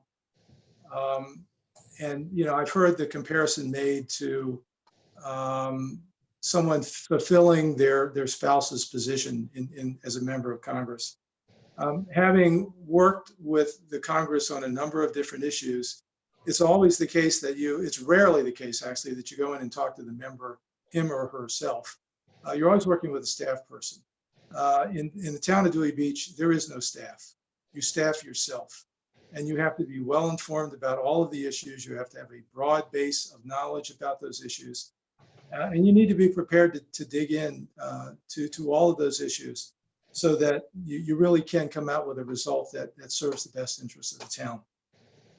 Everyone may be, all of these 4 candidates are volunteers, that is, may be willing to do that, but I'm going to offer the name of David Jasinski to serve as a commissioner to fill the remaining term of TJ Redifer. There has been a nomination of David Jasinski to fill the remaining term of the vacant seat. Is there a second? I'll second. Commissioner Moskowitz, you had your hand up? Yes, Commissioner Moskowitz will second. There's been a proper nomination and a second to have David Jasinski fill the remaining term of the vacant seat. And that runs until the organizational meeting after the 2021 election in September of 2021. So are there any other nominations? Are there any other nominations? Do any of the commissioners have any other nominations? And I will call the roll and ask for a vote and ask you to explain your vote if you care to, or just vote if you care to. I'll go first to, Mr. oh, Cook, go ahead, town attorney. I think this is a distinction without a difference, but we have a nomination. I think just for the record, so that it reads in the minutes, you'd have a motion and a second. And then, a vote. Do you have a nomination you want to then call it a motion? Yeah, I think we need to recognize that there's a motion to fill the vacancy with a nominee and get a I second. got you. And then Okay. vote on the motion. Commissioner Persinger, you initially nominated the individual. Would you like to make the motion to fill the seat with? Yes, I move that we, okay, so I move that we fill the seat with, that David Jazinski fill the seat that is currently vacant to fill the remaining term of TJ Redifer. There's been a proper a proper motion on the floor. Is there a second for that motion? Second. There's been a proper motion and a second to fill the vacant seat, to have David Jazinski fill the vacant seat on the council of Dewey Beach. Is there any further discussion? Now is the time to discuss if you so wish. I don't see any hands up. I'm giving plenty of time, so. All right, discussion is closed. I'll call the question and I'll call in order. Those in favor, Commissioner Persinger, Commissioner Persinger votes aye. Commissioner Moskowitz, Commissioner Moskowitz votes aye. Commissioner Bauer, Vote no. Commissioner Mayor Cook. Since there's only one nominee, I vote yes. David Jazinski will fill the vacant seat on the town commission until September 2021. All right. I guess we go on to item number 2. Have we fulfilled the proper procedure, town attorney? Yes, I have no objections. We've filled the proper procedure. We're legally covered. Okay, thank you. Item number 2, discuss and possibly vote to approve a resolution of commissioners of the town of Dewey Beach to submit proposed reincorporation of the town charter to the General Assembly for enactment. Commissioner Persinger, you seem to be the man of the hour today, so I'll go to you. This is your area. You were the liaison to that committee that brought this forth. Yes, I'm not sure about your first characterization, but this is the work that the Charter and Code Review Committee took upon themselves. They did a wonderful job. The commissioners spent several meetings discussing, debating, and modifying some of the recommendations that came out of the Charter and Code Review Committee. We actually approved these recommended changes some time ago, but they were never placed into a form that was appropriate for submission to the state for its approval. Just to remind everyone, the charter becomes part of state law. So we have to submit this to the state legislature because it is a matter of state law. So I can offer a motion, or I can pause here and let others discuss. Well, I would like you to offer a motion, and then we can either get a second or not, and then proceed forward. So Gary Persinger, do you have a motion? Okay, I move that we approve a resolution of the commissioners of the town of Dewey Beach to submit a proposed reincorporation of the town charter to the General Assembly for enactment. I second. That motion has been put forth by Commissioner Persinger, and I'll formally ask, is there a second? Second. Commissioner Second. Moskowitz? Yes, Commissioner Moskowitz, second. Thank you. Commissioner Moskowitz had to stand up for discussion. Yeah, I would like Commissioner Persinger to modify his motion. I would request, because we passed last month or 2 months ago, one loses time, an amendment to the charter and to just incorporate that in what we submit, because what would happen if the amendment passes before this gets in, it would overwrite the amendment. So to combine the two. We passed, if I understand your discussion properly, you're asking him to amend his amendment because it was 2 months ago, was it?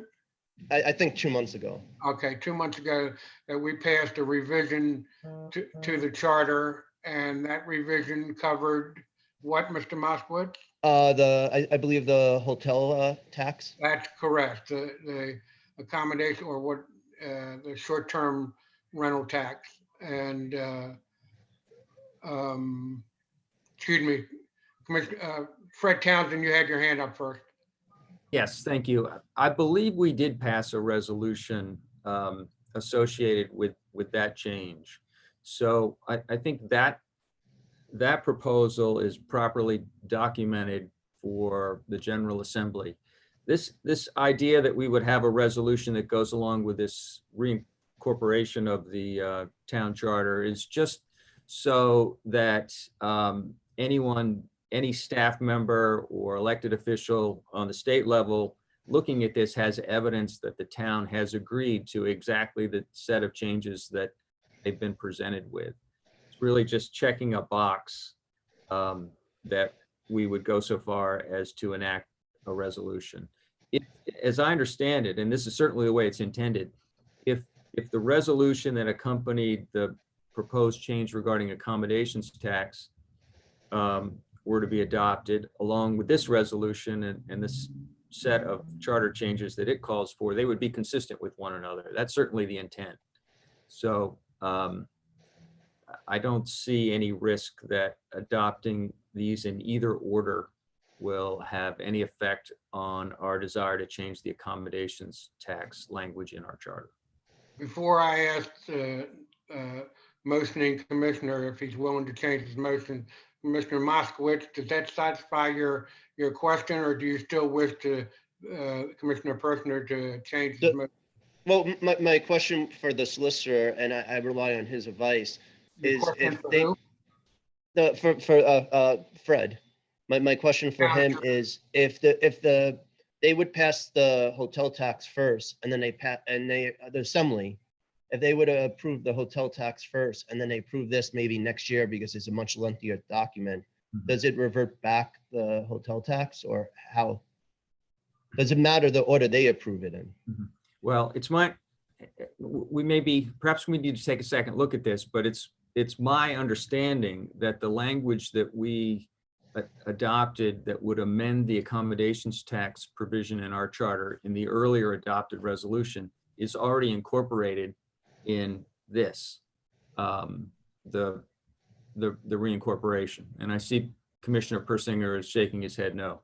Yeah, that is not the case. The reincorporation that we're considering today does not include the hotel tax. Okay, so what I would recommend then is that we adopt this resolution with a caveat that the language be married up that's in this reincorporation document with the language that we would like to see in our charter that was evident in the prior resolution, so that they're entirely consistent with one another. I think that's an action you've already voted on, and I don't think that creates any problem whatsoever in moving forward on this. Commissioner Persinger, do you have an issue, or are you okay with that? I think that's fine. I mean, my main concern here is I'm going to get this done. This work has been, there's a lot of work that went into this reincorporation. And we spent a lot of time on it, and it really needs to be completed. I think the resolution that we passed a few weeks ago is not inconsistent, but it is certainly not incorporated in the current document that we're considering today. So marrying them up is fine. If we can come back in 2 weeks and get this done, I'd be fine with that. So is it that you want to remove your motion or rescind your motion, or have it with a caveat?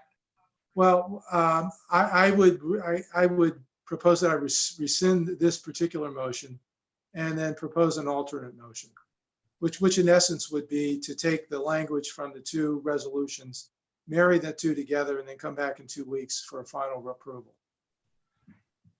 Town attorney, is that the proper way to do it, or does the second have to agree to that?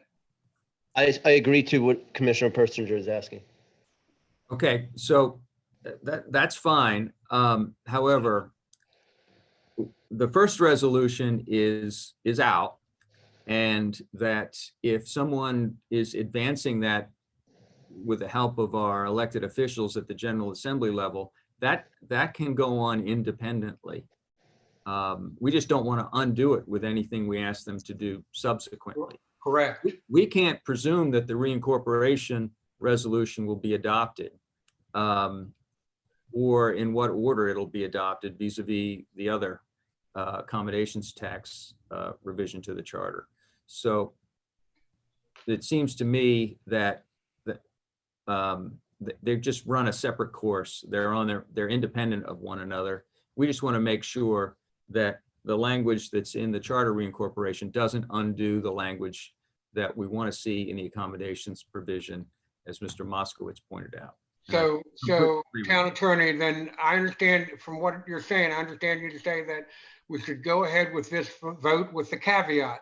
Is that what you're suggesting? Well, what I'm saying is that we don't need to make reference to the earlier adopted resolution. That one is done. That one is already out, and we're happy with the form of that resolution. This one, this resolution is fine too, except we want to incorporate the changes we want to see in the accommodations section into the charter reincorporation.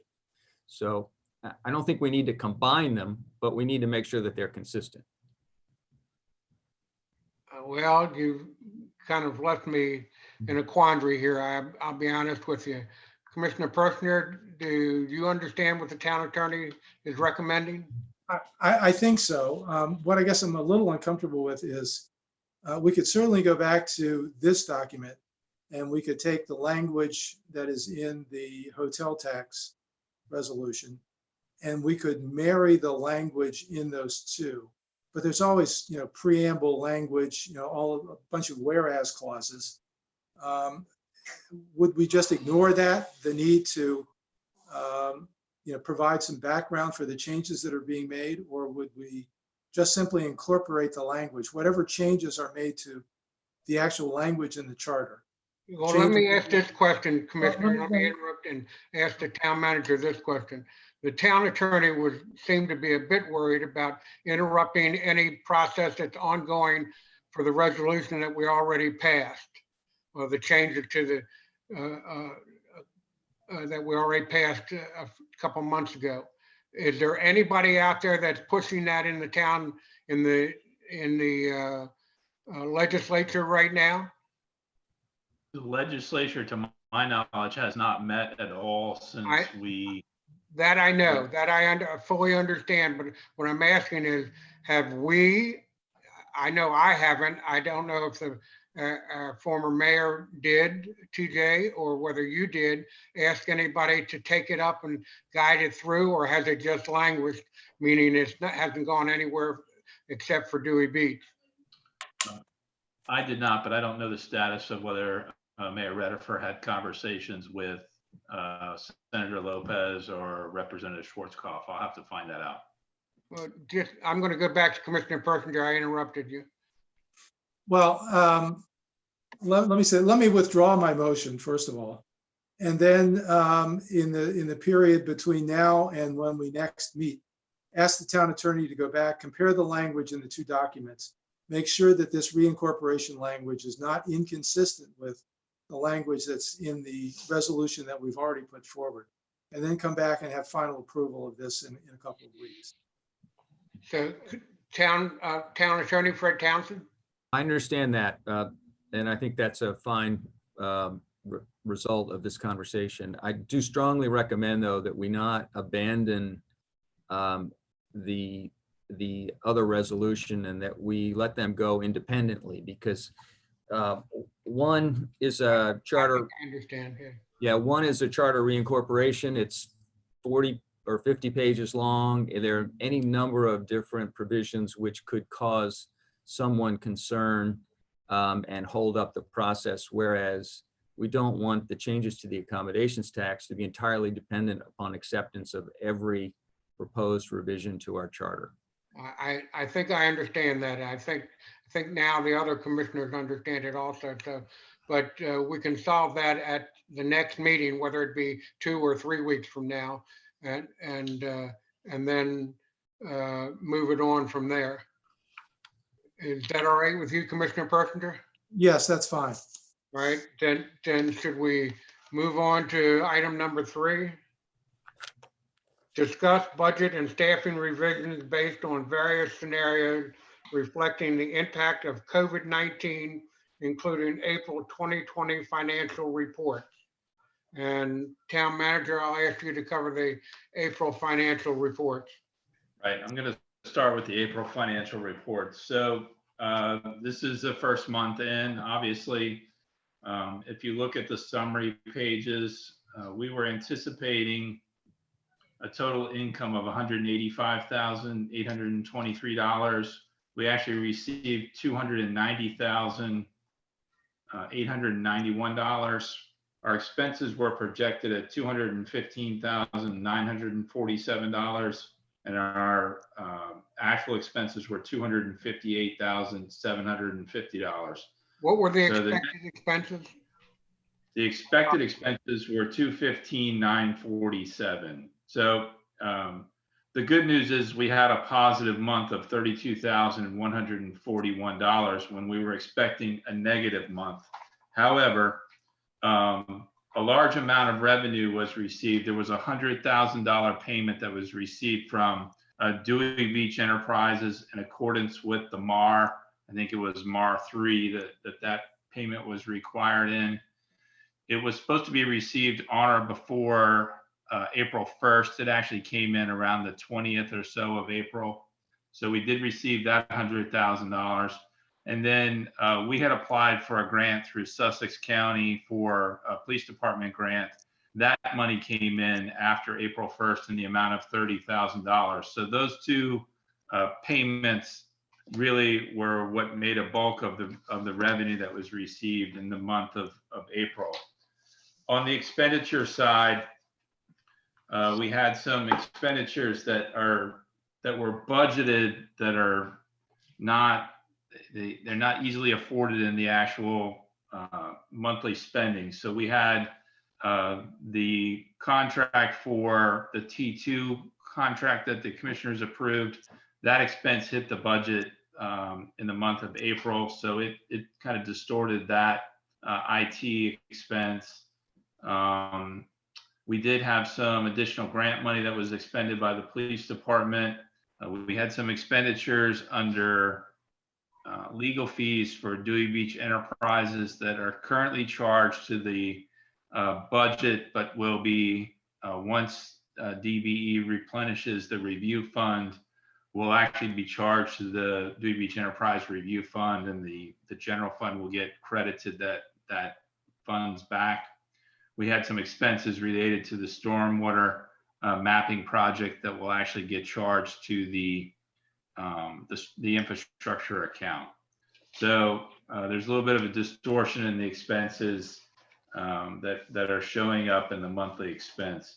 We had a little bit higher expenses for the lifeguards because we are having some lifeguards monitor the beach lately on the weekends to keep people off the beach. So we had higher than expected revenue, but those are one-time revenues. We had some expenses that hit the budget in the month of April that are annual expenses that that number depletes over time as we go through the budget year. If there's any other questions, I'd be happy to answer them on that specifically. I'm just going to interrupt with one thing and remind the town office that we can see everybody behind you, and people coming and going, and don't have a party without us there. I'm being funny. Commissioners, do you have any comments or questions that you would like to ask the town manager about the April 2020 financial report? Any commissioner comments whatsoever? No, I mean, it looks like we had a good month, surprisingly. I'm sorry, Commissioner Bauer, go ahead. Yeah, it looks like we had a decent month, surprisingly. So good job, Scott. But, well, it's not my fault, I don't think. We had a good revenue month. And so for just revenues, when we get into the next discussion, the transfer tax was relatively strong. It was over budget for the month of April.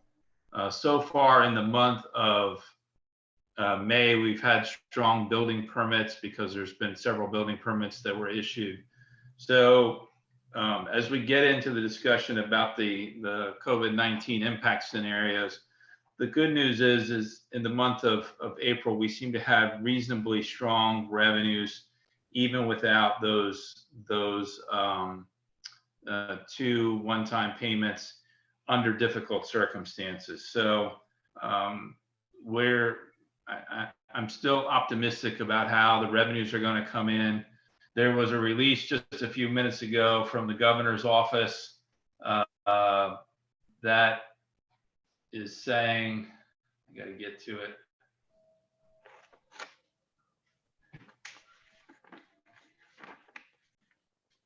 And while this stuff is embargoed, I don't know when it's embargoed to, but the state is leaning towards economic reopening as of June 1st for the target for phase 1. So that information is going out. I have to say that the phone calls that we've been having with the governor's office and the Association of Coastal Towns and stuff, it appears that we're moving towards some type of summer. No one can really define it at the moment, other than we have to be prepared for people coming into Dewey Beach, and the staff has been making those preparations. And I think that we are looking, as I said before, I think that target of $500,000 to $1.5 million of revenue gap on what we originally projected for this month, we're in that range. I don't think we're facing the stress case right now. At least that's not where people seem to be posturing to. But we have a difficult road as we're talking about the budget. I'll interrupt and make a couple comments, then I'll go to Commissioner Moskowitz and Commissioner Persinger after that. I am not as happy as others might be about the income for last month. That's $130,000 of one-time income that really won't be there. You can't count on it. So I think we have to have better income, or I think in order to be pleased, we have to have better income on what we normally get every year, and that's not coming this year. I'm very worried about our employees. I'm very worried about our summer season. I'm very worried in particular about the businesses and the beach. We have to do something to hurry that movement along where they gradually open up, and we're not getting I won't say we're not getting the answers we want from the governor, because we are getting the answers that we know that are going to come from the governor because of the COVID virus. He has to do what he has to do. He has to do what's right for the entire state. But I really wanted to hear more positive aspect of opening the beach. I wanted to hear a more positive aspect of allowing business to open up more. And I would hope that would come shortly in the future. And I think he's indicated that it's coming, but it's going to be on a real phased in operation. And I think we're going to be hurting as a town for income because of that. So we have to be very, very careful about what we spend. We have to be very, very careful about the hours of operation that we're open. We have to be very careful about the payroll. We want to keep everybody we have on the payroll, and we don't want to have any problem with that. So the town manager is working hard at that. I'm not as happy about the previous month as other people are. So now, Commissioner Moskowitz. Yeah, and I agree exactly with you we had one-time money, and last month wasn't as good as it would seem. It's probably the start of something. To the town manager, there was a Walsh property sale. Did that transfer tax hit last month or in March? I don't have those records in front of me, so I don't have access on my computer to that. Because that would have been extra money based on like a one-time auction sale. So are we going to discuss the scenario with phase? Yeah, I think that money hit in the transfer tax for last month, but I'd have to confirm for the month of April. Okay. So so the question then becomes, and I'm not sure if we're starting yet, how do we face this budget deficit, and whether it's 750 grand or 1.5 million, it's going to be a sizable budget deficit. And can we brainstorm on like ideas or what ways, or perhaps ask the town manager what ways he sees of trying to save some money and then combine that with some money from savings? Well, I think we had asked all the commissioners to send in their ideas on savings in the budget. So I would hope that everybody has done that. I want to say to Commissioner Moskowitz that yes, we are going to discuss that now, but I want to go to Commissioner Persinger first and see if he can add to that or what questions he had. Yeah, I just want to add to it. First of all, one of the comments that the town manager made, I knew the governor was speaking at 1:45 today. And based on the numbers that I talked about at the outset of the meeting, it was pretty clear that the trends are really getting in place for the governor to be able to open up the economy. Delaware, I have to say, seems to be the only state that's following the federal guidelines. I don't think there's any other state in this country that has followed the federal guidelines that's going out, and Delaware does seem to be sticking to them. There may be some objection to that, but I think that's a fact. I think, if we're going to move into phase one on June 1st, that has some pretty stringent requirements in it. We're still talking about social distancing in public, limiting gatherings to 10 individuals. We can begin to see, I think, some of the restaurants opening up, but there should be some strict guidelines associated with that, according to the Delaware reopening plan. We need to get some clarification also on short-term rentals. Are we talking about short-term rentals not being able to open up until June 1, or is there a possibility they'd be able to open up before then? The travel ban, I think we need to get some clarification on that. The 14-day quarantine rule for people out of state, I think we need some clarity on that as well. In terms of the revenues that are shown in the budget report, you'll notice that parking permits have not been coming in at the rate expected. And I don't think that's surprising. I think parking is going to take potentially a very big hit. Comments from the mayor of Rehoboth, he believes that they could lose as much as 50% of the parking revenue this year, or maybe even more. I think we're in the same situation. So I think, our base case that we talk about here has about 70 or 80% for parking revenue. I don't think we're going to hit that. But clearly, we've got some more specifics to work with. We need to have more discussions about how we fit Dewey Beach into those guidelines and be able to open things up and bring people to town, but still do it in a safe way that meets these guidelines. Well, Commissioner Bauer. Yeah, I have some comments on that. I mean, the thing that scares me most is we're going to turn the parking meters on next Friday. And if we don't have people here, it doesn't really matter. The parking revenue is a major component of what we have. The calls that I've gotten from residents, especially people that live in other states, they would like to be here at their second homes, but there's nothing for them to do. And I know we've taken the course of an extra step from what the governor has. And I'd like to see us, maybe just go with what the governor's restrictions are as far as letting people on the beach. Take the chains down, let people walk, exercise, whatever. And I think at least open in some semblance. So, because I think if we do that, we can at least start having people coming to town. But if people come to town and we don't have a beach for them to walk on, they're going to be walking on the streets, which is going to be more crowded. And it's a lot harder to do social distancing. I don't know if you noticed last weekend where everybody was.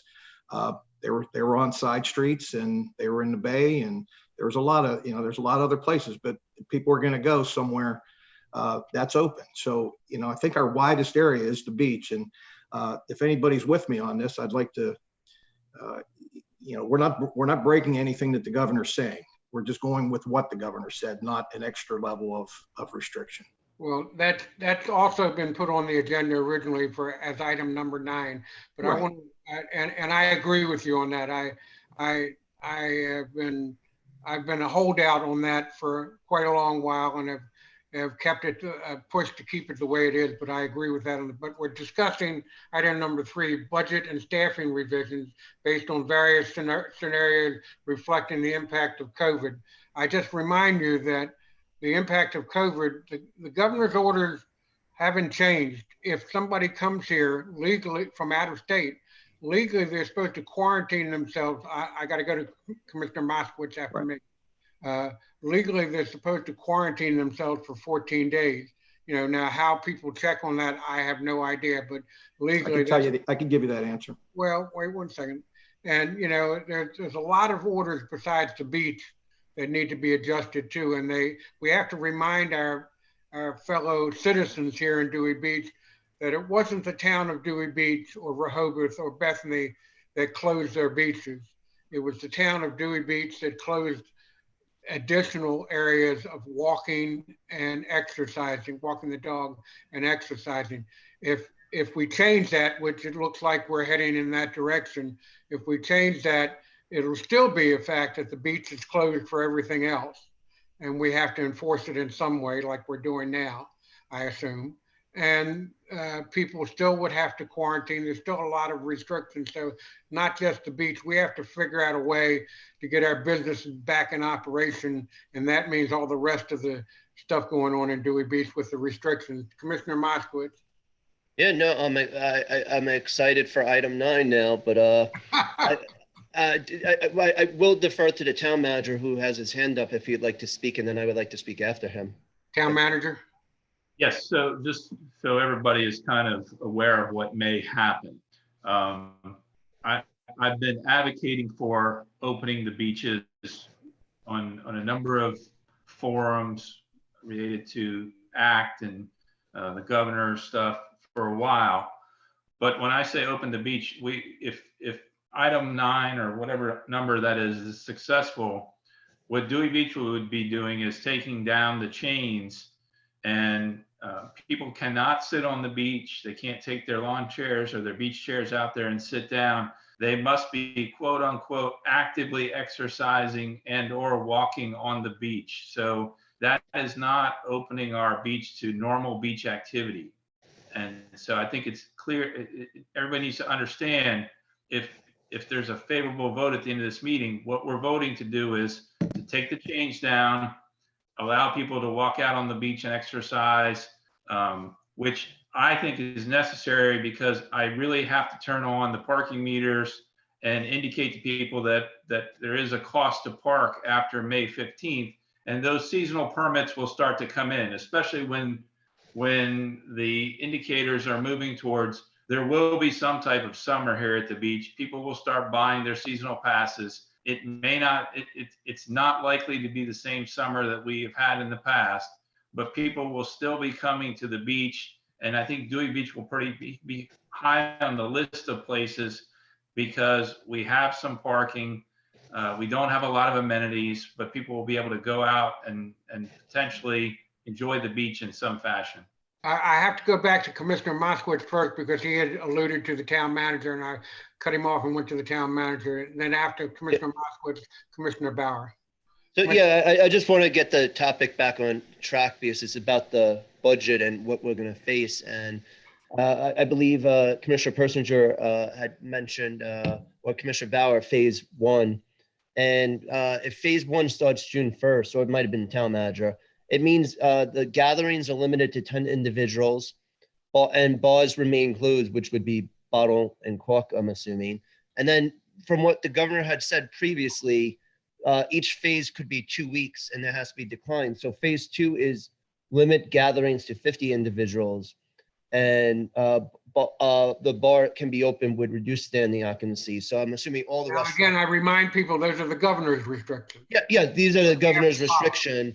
And so just for the sake of a conversation, If we're assuming June 1st that restaurants can reopen, I mean, they're open for takeout now, but they could be open, but the gatherings are limited to 10 individuals. I'm sure there's going to be extreme social distancing, strict guidelines. And then phase 2 seems to be relaxed, but it's limited gatherings to 50 individuals. July 1st is really when the summer could start per se. There would still be limited restrictions, but less, assuming everything goes into place. So we really, as we analyze this, we really have to assume June is going to be a very tough month, and we're going to have to somehow enforce these restrictions to a degree. Some of them may not be very hard to enforce, but it's like that's how the revenue is going to look. So I guess the question I have in particular to Scott is what sort of staffing or changes he can see with this phase 1 and phase 2, assuming phase 1 starts June 1st and phase 2 starts June 15th.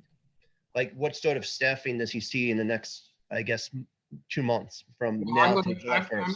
I'm going to let us go to town manager and then to Commissioner Bauer. To town manager. Yeah, I think that Go ahead, town manager. I'm sorry. For operational purposes, it doesn't sound at the moment, at least today, that the governor will release people to be in the water until probably mid-June. But we'll have to do some type of monitoring, I would assume, once we get closer to Labor Day, because we could have crowds on the beach. So it will be completely dependent upon how many people are coming to the beach, the weather, all that stuff. But we have to be prepared for crowds as we get towards the end of the month and into the 1st of June to start at least milling around on the beaches.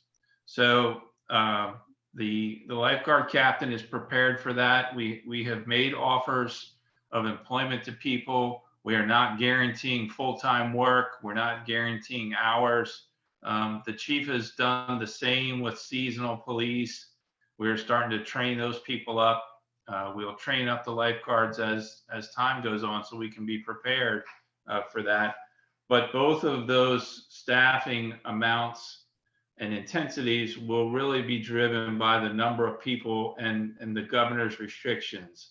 So I'm not advocating for guarding the beach full time in full force as of Memorial Day, because I have to find out exactly how these things are going to go. And as Commissioner Persinger said, Delaware is the only state that appears to be following the guidelines of the federal government right now.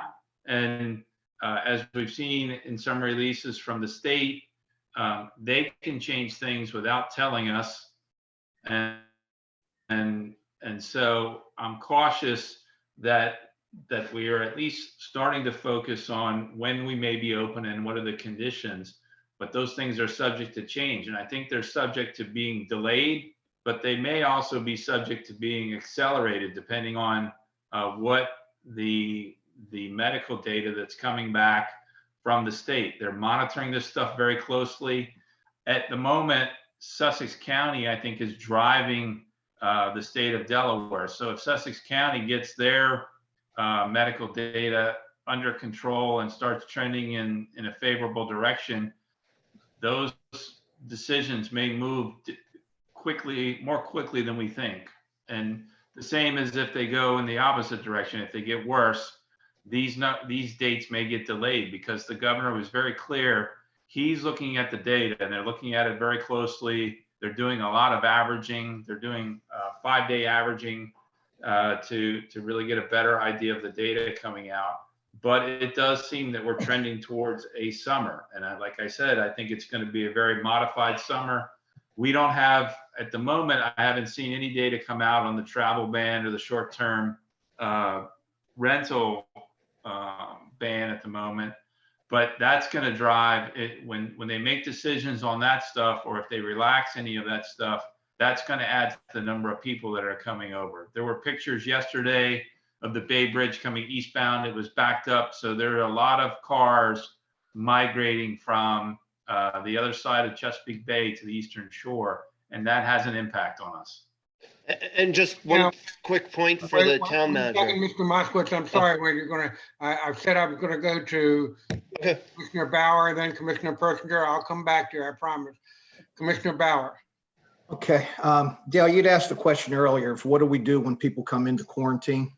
And I was going to answer that question for you. Okay, thank you, sir. If you're coming in from out of state, our police will put a sticker on the house saying that this is a house that has somebody coming in from out of state that has to quarantine for 2 weeks. We actually have that procedure? I talked to Chief about that, and that's what he explained as our procedure on that. So that's one. But then the other one is, I don't know if you guys are aware of this, but Lewis has opened their beaches for walking and exercise, just like the governor's restrictions are. Fenwick has done that. South Bethany has done that. North Shores has opened it. Henlopen Acres, everybody's opened their beaches except Rehoboth, Dewey, and Bethany. I mean, Bethany and Rehoboth have a tax base. We don't. But we're not, going back to Gary's point, we want to do this safely, but in order to do it safely, we're going to have to create space for people to go, unless you're going to somehow keep them away here for all summer, which is making our problems worse. So we're either going to cut or we're going to try to loosen some things up and do this thing safely, but within the governor's guidelines. Thank you, Commissioner Bauer. Commissioner Persinger. Yeah, a couple of things. There's nothing in the phasing guidelines for opening the economy that addresses the beaches. So I think the town manager said at some point it may be mid-June before we open the beaches to swimming. I'm not sure that that's the case. Based on what I've seen in the reopening plan, could well be that they might do that even on June 1st, again with some fairly strict requirements on social distancing and no more than 10 people gathering. I think it may also be unrealistic to assume that once we enter this phased process, that staying in any given phase could only last 2 weeks.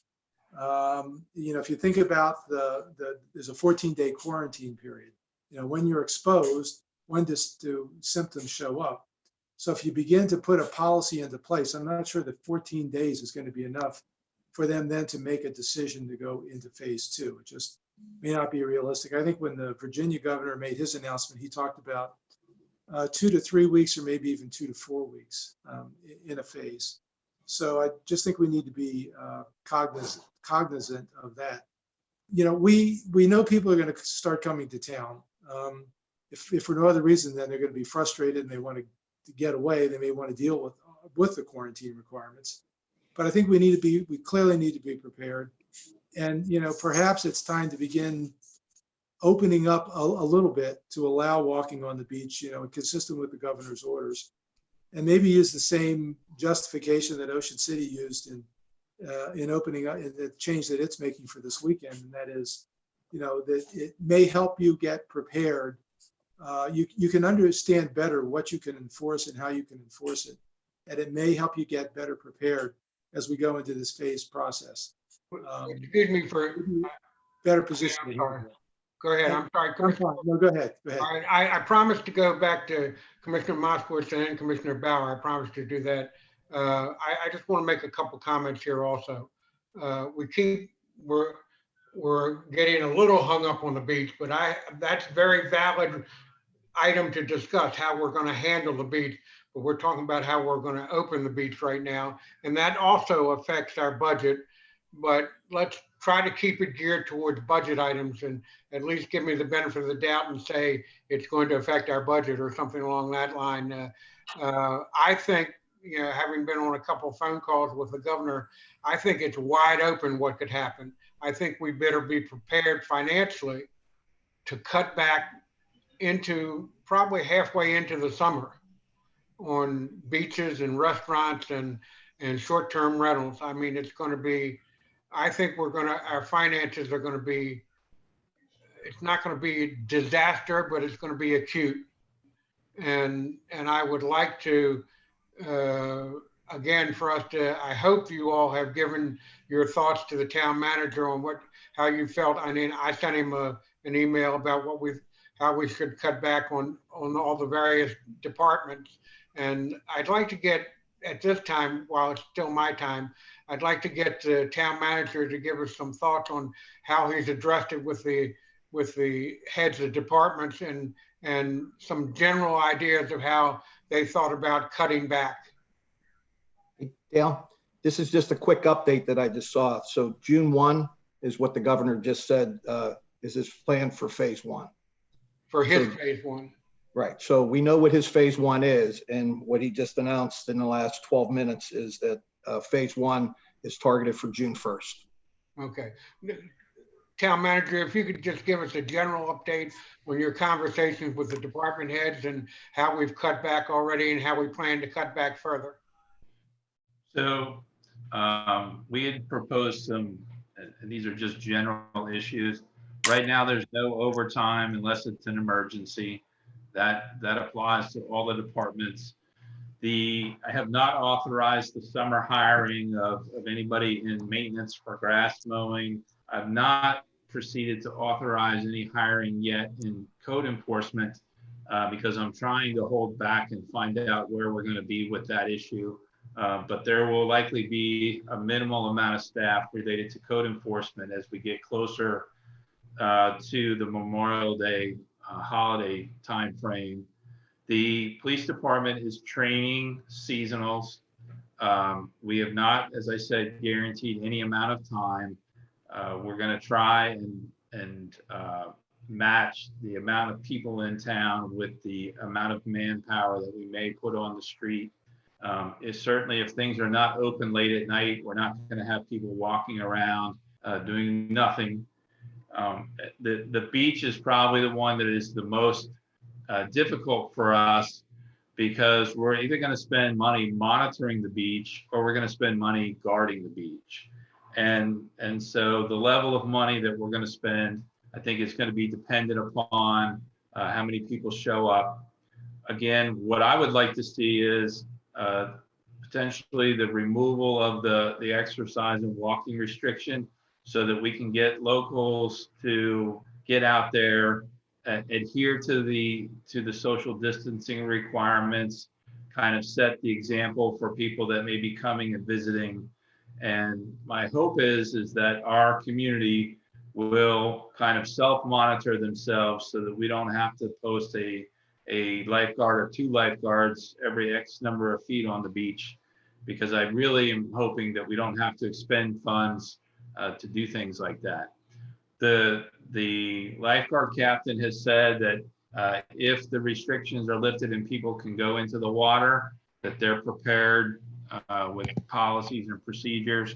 I don't have them in front of me right now, but they're prepared to be able to address the safety of our guards as well as the safety of the public. We're trying to put off any purchases that we don't actually need to make. There's some later today that we're going to talk about that I think are need to make things. But for example, we're not proposing to go into the next phase of the GIS project at the moment until we completely wrap up this phase and actually have a good amount of time to present that work to the public and to talk about what projects may come out of that. But it's important for us from my standpoint, as these businesses start being able to open, even if it's a little bit of opening, I've committed to the business partnership to try to make a couple of spaces near each restaurant available for takeout. Those may be spaces that we had charged for previously that we're going to reserve on a temporary basis until some of the restrictions are lifted further. So there's going to be some spaces that are granted to businesses for the curbside delivery that are probably town spaces at the moment, just so we can encourage economic activity, which will lead to people parking in our spaces and generating not the level of revenue that we would like to have, but at least a baseline revenue. On the other side, we have staff that's working. We're still alternating staff coming in so that we're maintaining the social distancing requirements. We're looking for things that we can cut in the budget But I will tell you, we've got a tight budget. Our budget is manpower driven, and there's just not, as you can see in what we've put together with these scenarios, it's very hard to cut. It's not going to be possible for us to cut our way out of this problem for this fiscal year. I do think that we've got to continue to monitor the general fund balance with the kind of the conditions that we've laid out, and see how that goes as we go through the year. And I don't think right now we're in a position to make drastic changes to the budget because there's still a lot of unknown information for us. But that we need to be prepared to either, as Commissioner Persinger has said, we need to be prepared to let the general fund fall below the fund balance that we've talked about. We need to be prepared to potentially transfer some money from Brown Advisory that's in those short term. If we get to a level that we're uncomfortable with in the general fund, we need to be prepared to move those funds. We have contacted Fulton Bank regarding a potential line of credit. There's a cost to that, and there may be other options for us to borrow from ourselves on the beach fund. But those things would need to be debated more in public than we're prepared to debate them right now. But I think we're in a reasonable position. We're not running out of money today. We have a cushion to work with, but we have to be very diligent on revenue collection when revenue is due to us. And we need to be diligent on expenditures and be frugal with money that we're spending. So. Okay, thank you, Scott. I appreciate that. I'm going to interrupt a little bit. I promised to, after I finish, to go to David, to Paul Bauer, and then Commissioner Persinger. Excuse me, Commissioner Moskowitz, Commissioner Bauer, and then Commissioner Persinger. I'm not posturing for effect here now. I'm not just making a splash on the internet here, but I think we need to. I think we need to be able to discuss substantial cuts in the budget. And then if we decide that those aren't viable, the other options, I still think, like I read in the paper this morning, now the paper's not always correct. They sometimes misquote people and sometimes people misspeak. I know all too well, but they said they had 70, instead of 70 lifeguards in Rehoboth, they were going to only start with 20, and they were still hiring, they were still training, but they were only going to have 20 on at a time to initially start. So we have to think about what these departments can do to actually cut costs and commit to some kind of figure of cutting costs. And then when the town manager tells us we can't do that anymore, we're going to lose personnel, then change their tone. I promise to go to Commissioner Moskowitz first, then Commissioner Bauer, then Commissioner Persinger. Commissioner Moskowitz. So just to continue your thought, I'm not sure if we want to just cut the lifeguards per se, because what it is when you hire lifeguards, you're also hiring for next year and the year after and the year after that. And what we should look at is hours, aggregate hours, and we should give the returning lifeguards perhaps more hours or more of a portion of hours than newer lifeguards, where we're just trying to get a few hours in this summer to try to build for next summer and then summer after. Because I think most lifeguards return for a good 4 to 6 year window. Seasonal police, we have 16 last year. I think we had 16 as well. So we could cut some of the hours as well to try to save money, but do so in a way that returning members get a little bit more hours. What I wanted to mention before, and I think is very important, is the governor needs to be clearer when he does stuff, because right now there's very uncertainty about short-term rentals and hotel. And you have a lot of people who are planning to come potentially next week. And what do those people do? And he may announce it today, he may not. I'm assuming sometime today there'll be an announcement, or maybe this weekend. But what if you have a reservation for next Friday? What do you do? And you have property owners who got deposits for them, and they need to make decisions. Are they pushing it out? Are they letting the person come? Do they have to do extra cleaning? And then when the person comes, can they go to the supermarket for food? There was something circulating on the internet. the governor was going to say, if you come here, you can't go to the supermarket or something like that. So if you're a property owner, and there's a lot of property owners here who rely on the rental tax, and the town as a result gets the portion of that, the 3%. If you don't know, if people don't know what they're going to do, they're just going to cancel the reservation. And that's a big fear for the next few weeks. Could you get to your point there? What? Get to the point that you're talking Well, about. the fear is that people won't know, and that they're just going to cancel the reservations. The property owners are going to lose money, and worst of all, the What is town. your suggestion for that, though? My suggestion is a town manager, and also you, and any dealings with the governor, you need to get more clarity with the short-term rentals. Like, things need to be announced more than a week in advance. And I know time is not our friend now, but just May 14th is the date when short-term rentals are supposed to be able to return. No one knows if that's going to happen or not, but you have people with valid leases coming up next week and the week after. Do they give people their money back? Do they not? And no one knows the answer. And that seems to be the biggest concern I'm getting for property owners. And as a result, they will affect us rental tax wise. We You need hit it to right know. on the button. You hit it right on the button, Commissioner, that nobody knows the answer, because maybe today the governor said something, but as of yesterday on the phone call, he gave us no answers, and said he would get back to us. So Yeah. I'm And gonna- then one more point is, I just had an idea for businesses, because I mean, I look at Dewey as an ecosystem.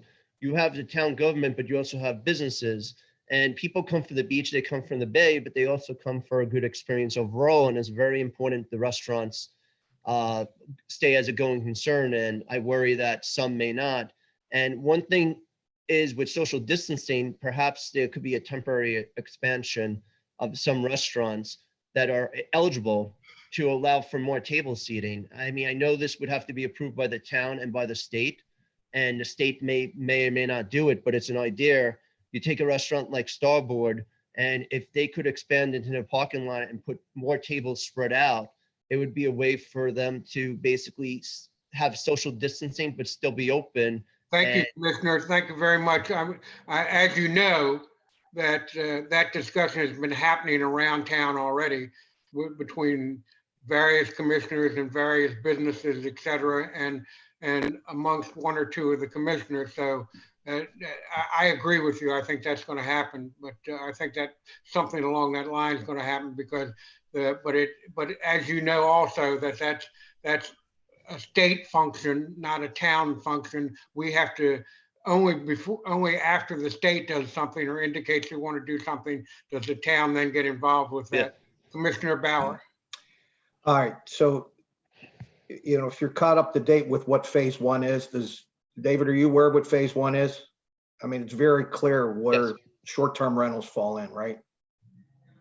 I mean, if you don't know what it is, I mean, the governor's being very clear. What was unclear is, when was phase one going to start? So, I mean, those PowerPoint slides don't change. They haven't changed. This is what phase one's going to look like. This is what phase two and phase three. So now we know where phase one is moving into. So that helps give us certainty. It, talks about short-term rentals and all those kinds of things. So, we're not going to tell I mean, feel free to call up to Dover to tell him what to do, but I mean, he's told us what he's going to do, and we just, that's the certainty that we have. We know what everybody else does. And, trust me when I tell you, many people are pushing on him right now for when and where and why and all that kind of good stuff. So that's a big part of it. The certainty of this thing. I mean, if we know when phase one is going to start, we have to start making some plans. And in our last meeting 2 weeks ago, we talked about sending to Scott some recommendations of what we wanted to cut, where we were comfortable, where we weren't comfortable. Scott, have you received any emails? Yes, but I don't have each person's suggestion identified in my overall All right. spreadsheet. Has everybody sent in suggestions? I've received some suggestions. Some suggestions, not all though, right? Well, I haven't received the magic pill to balance the budget, so. So, Nor am I. I mean, I'm hoping that we can start compiling where we're comfortable and where we're not comfortable. And now we have a little more certainty than we did an hour ago. And let's start making some plans in that direction. But, we can't just say cut and then say, but I'm not going to tell you where to cut, right? I mean, That's sort of correct. disingenuous. That's correct, Commissioner. You're right. I think you're right. And you have the point that you're going towards now. Right. The point is, I mean, I think we have to be clear with Scott where we're comfortable with them going as well. So I'm hoping everybody's done that. We can compile a little sheet and say, hey, this is where we're comfortable cutting. If someone's supporting cutting seasonal police or somebody's supporting cutting lifeguards, let's put pen to paper on it. We know what a lifeguard costs us a summer. We know what a seasonal police costs us a summer. But we got to start coming up with the right math. And I'm not sure if everybody's doing the math here. I mean, if it is, it's fuzzy math and it's changing by the minute. Thank you, Commissioner. I appreciate that. Commissioner Persinger. Well, I know that I did submit some suggestions for how to reduce expenditures, and I can see some of those reflected in the updated scenarios that the town manager provided for us today. And there may be some opportunity to make some more cuts there, but I think that the town manager has a good point. A lot of this is people driven. And unless you can reduce the number of people, it's going to be very difficult to bring this back to anything that looks like a balanced budget. The fact of the matter is we can do some more cutting, but right now we're looking at anywhere from a $500,000 to more than $1 million shortfall. And I think we need to begin to think through, maybe we cut that to $400,000, but there's still going to be a very substantial chunk of money that we're going to need to use, or we're going to need to get from somewhere if we're going to continue to support the FY21 budget. So that's why I asked the town manager to include some questions at the end of the scenarios that he presented. And the first question is, let me back up for a second too. There was a point that Paul made just about the short-term rentals. I actually don't think we know what the situation is for short-term rentals. Actually, you don't think what? I don't think we know the situation for short-term rentals. I don't see it in the slide presentation that describes phase one. And in fact, there is still discouragement of non-essential personal and business travel as part of phase one. So how stringent or how relaxed that becomes may have a significant effect on the extent to which people come to town and whether or not short-term rentals are available. Coming back to the financial questions. For me, I think there are three questions. First of all, how much of the town reserves are we willing to use to support the FY21 budget? We have about somewhere around $900,000 in the general fund, about $1.1 million in Brown Advisory and short-term investments. How much of that are we willing to use? I mean, how much do we believe we need to have as a reserve as we continue into next year, assuming that there's always some possibility that the virus comes back again and hits us again, and perhaps even hits it at the worst time possible as it has this year. So that's question one. Second question is, are we willing to consider a commercial line of credit to fill any budgetary gaps?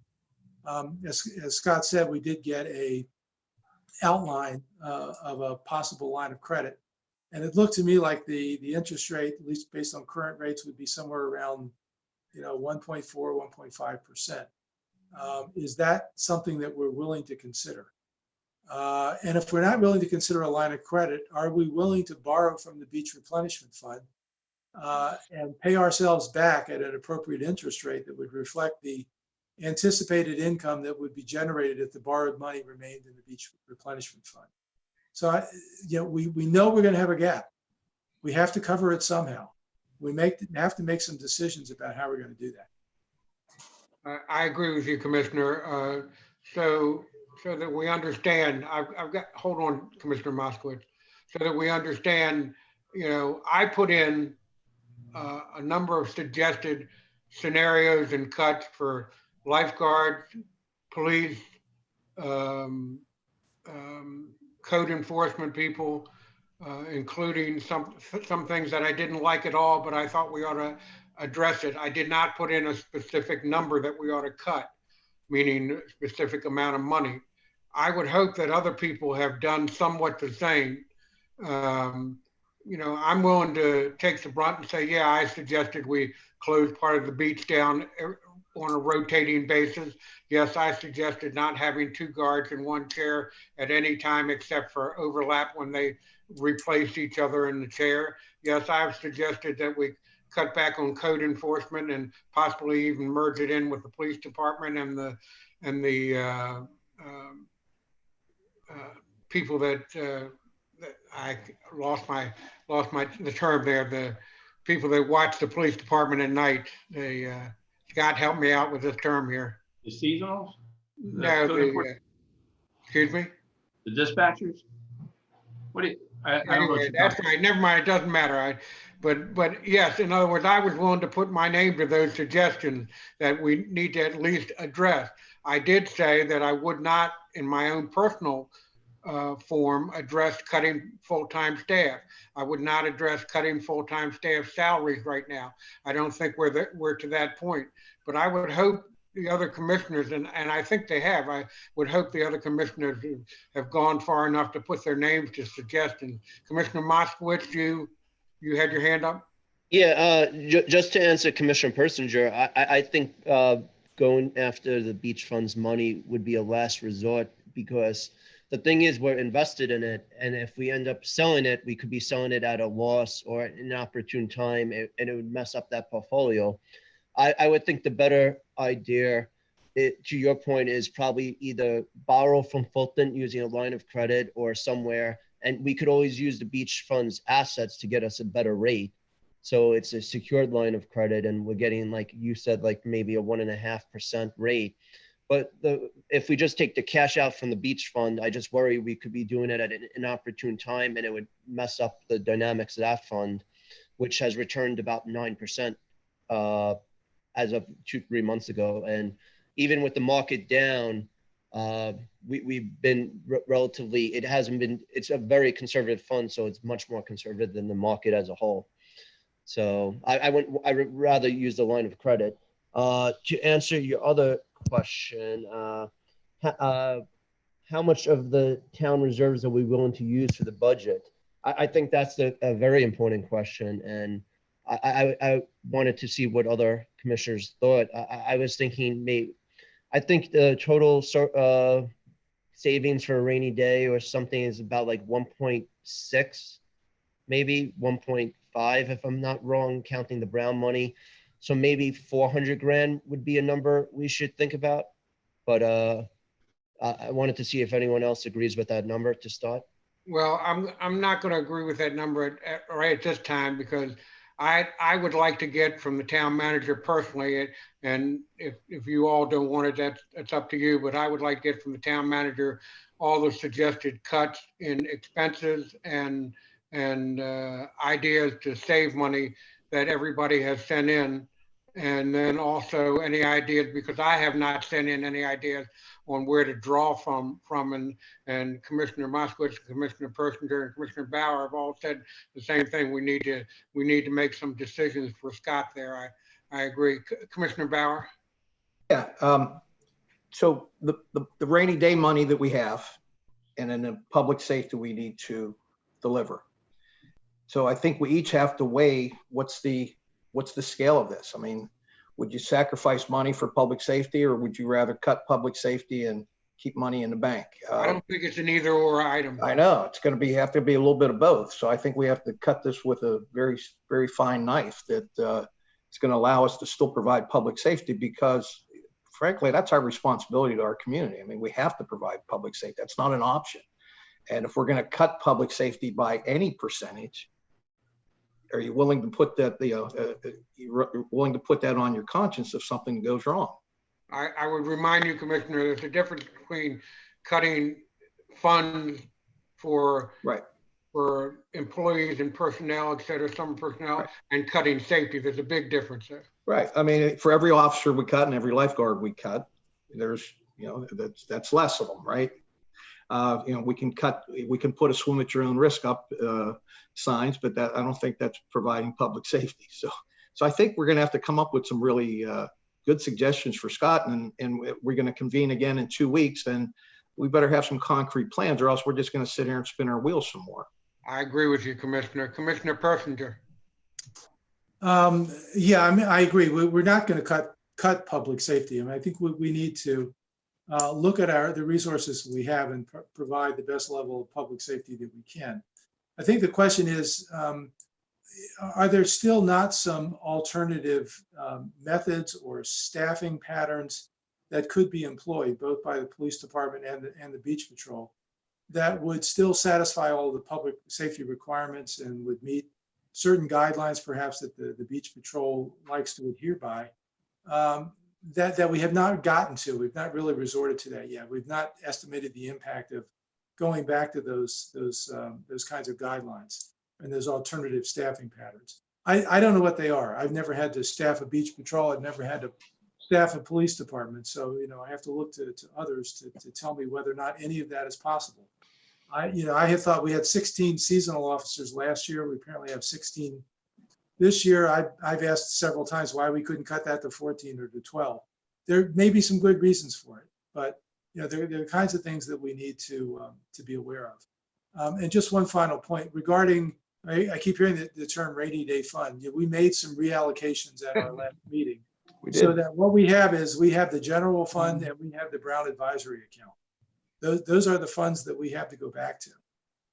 And so I think, what we can do is we can begin to set a threshold level. If our deficit is this much, we're willing to use this much out of our reserve funds. But anything beyond that, we're going to have to resort to a different type of financing, and maybe that's a line of credit or something else. There may be some alternative financing mechanisms out there that I'm not aware of that haven't been suggested, but we need to get all those on the table and get that discussion going.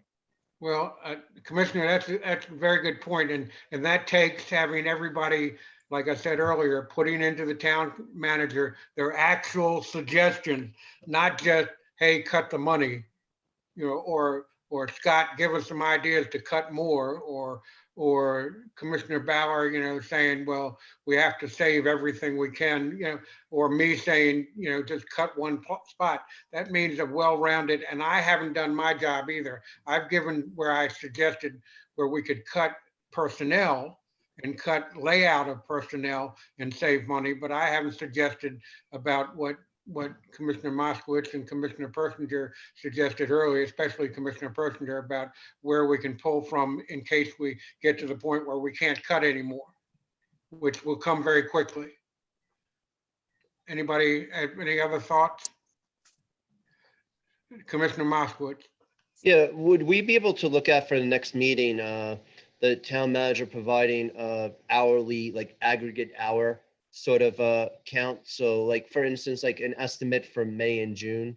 So for instance, number of employees and average hours, aggregate hours. So this way we have some more data to look at, because obviously there's 16 seasonal police, let's say, but it's like their need is when we have people visiting. And just like some sort of projection of, hey, they'll probably work maybe 10 hours in late May, but in June, they're going to be needed to work maybe 15 or 20 hours, and some sort of plan or roadmap so we can sort of know what we're talking about, in a sense that if you're just talking about an employee could work 30 hours, an employee could work 40 hours, an employee could work 10 hours. So just some sort of roadmap of how I agree with you. I understand that philosophy. And my first thought was, how the hell is the town manager going to figure out an aggregate average? Because this is something we've never been through before. But the second thought was, well, then we need to make a stab at it. So, yeah, well, so I wouldn't expect the town manager to come up and say, this is the way it's going to be. But I could see us asking the town manager to say, if this happens and we have 50% of the people, or this is what we spent in previous years, and we're going to spend 50% of that. But that's a guess. And you know what WAG means, what that stands for. So wild guesses. So Commissioner Bauer, you look like you had your. No, I'm good. Oh, okay. Commissioner Persinger? I'm fine. Oh, I'm sorry, Commissioner Persinger? I'm fine. Commissioner Moskowitz, go ahead. Yeah, I would be happy to help the town manager like organize that in Excel, because I'm a data whiz in doing like numbers. And like, for instance, when I did the FOIA last year of like payroll records to see, we already have the numbers from last year of how many aggregate hours people worked. So it's just taking that numbers from last year and basically putting some like projections without scenarios. So I could work with the town manager and help him out. I have spare time to do a little bit of if requested. Well, I understand. Thank you very much. You know, we're going around in circles now, and then the town manager is probably ready to say, well, what the hell do you expect of me? And I would just tell you that I expect that if we decide to come up with a meeting in 2 weeks or 3 weeks, and I hope it's 3 weeks, because we would have 2 more weeks after that until the regular town meeting. By that time, all of us should have put in what we haven't put in, suggestions. Any suggestions we haven't put in, the town manager should be able to give us a list of, here's the items that were suggested by commissioners. Are you okay with this? Do you want to follow through with this item or what? But we have to give him some direction. And that means concrete directions, not shoulda, coulda, woulda, and maybe. So we're going around in circles right now and we haven't solved anything. Or we actually have solved a bit because we've talked about personnel, but I commit to coming up with some possible cuts in cost and personnel layout, and I would hope the rest of you would. And then I'd like to, if possible, then go from this item on to item 4, if that's all right with you guys. All right, item number 4, hearing no dissension. Item number 4, discuss and possibly vote to reappoint Elaine Bowl as chair of the election board for a term of 1 year. Mr. Persinger. I would like to move to reappoint Elaine Bowl as chair of the election board for a term of 1 year. I'll second. Second by Commissioner Moskowitz. The original motion was by Commissioner Persinger. Any further discussion? Mr. Bauer? Yeah, a question. Didn't Elaine resign from it at the end of last year? No. Because I thought we had discussed this back in like November. Well, she was talking about waffling back and forth, and Scott and I talked to her, and she said, yeah. It's not accepted. Well, I mean, that was the last I had known. So when I saw that we're going to vote on this, I'm like, well, then did she ever leave or no? Okay. Did not. I'll call the roll. So why are we voting on it if she never left? Here, no more discussion on it, because you have to do it every year. Yeah, Okay. It's an annual appointment. Persinger, how do you vote? I vote aye. Commissioner Moskowitz, how do you vote? I vote aye, but I had a discussion point. I'm sorry. I apologize. I didn't see you. Commissioner Bauer, how do you vote? Well, we're going to hear the discussion point. No, I've been past that. We're in the middle of voting right now. Okay, I vote aye. Okay, and Commissioner Cook, Mayor Cook votes aye.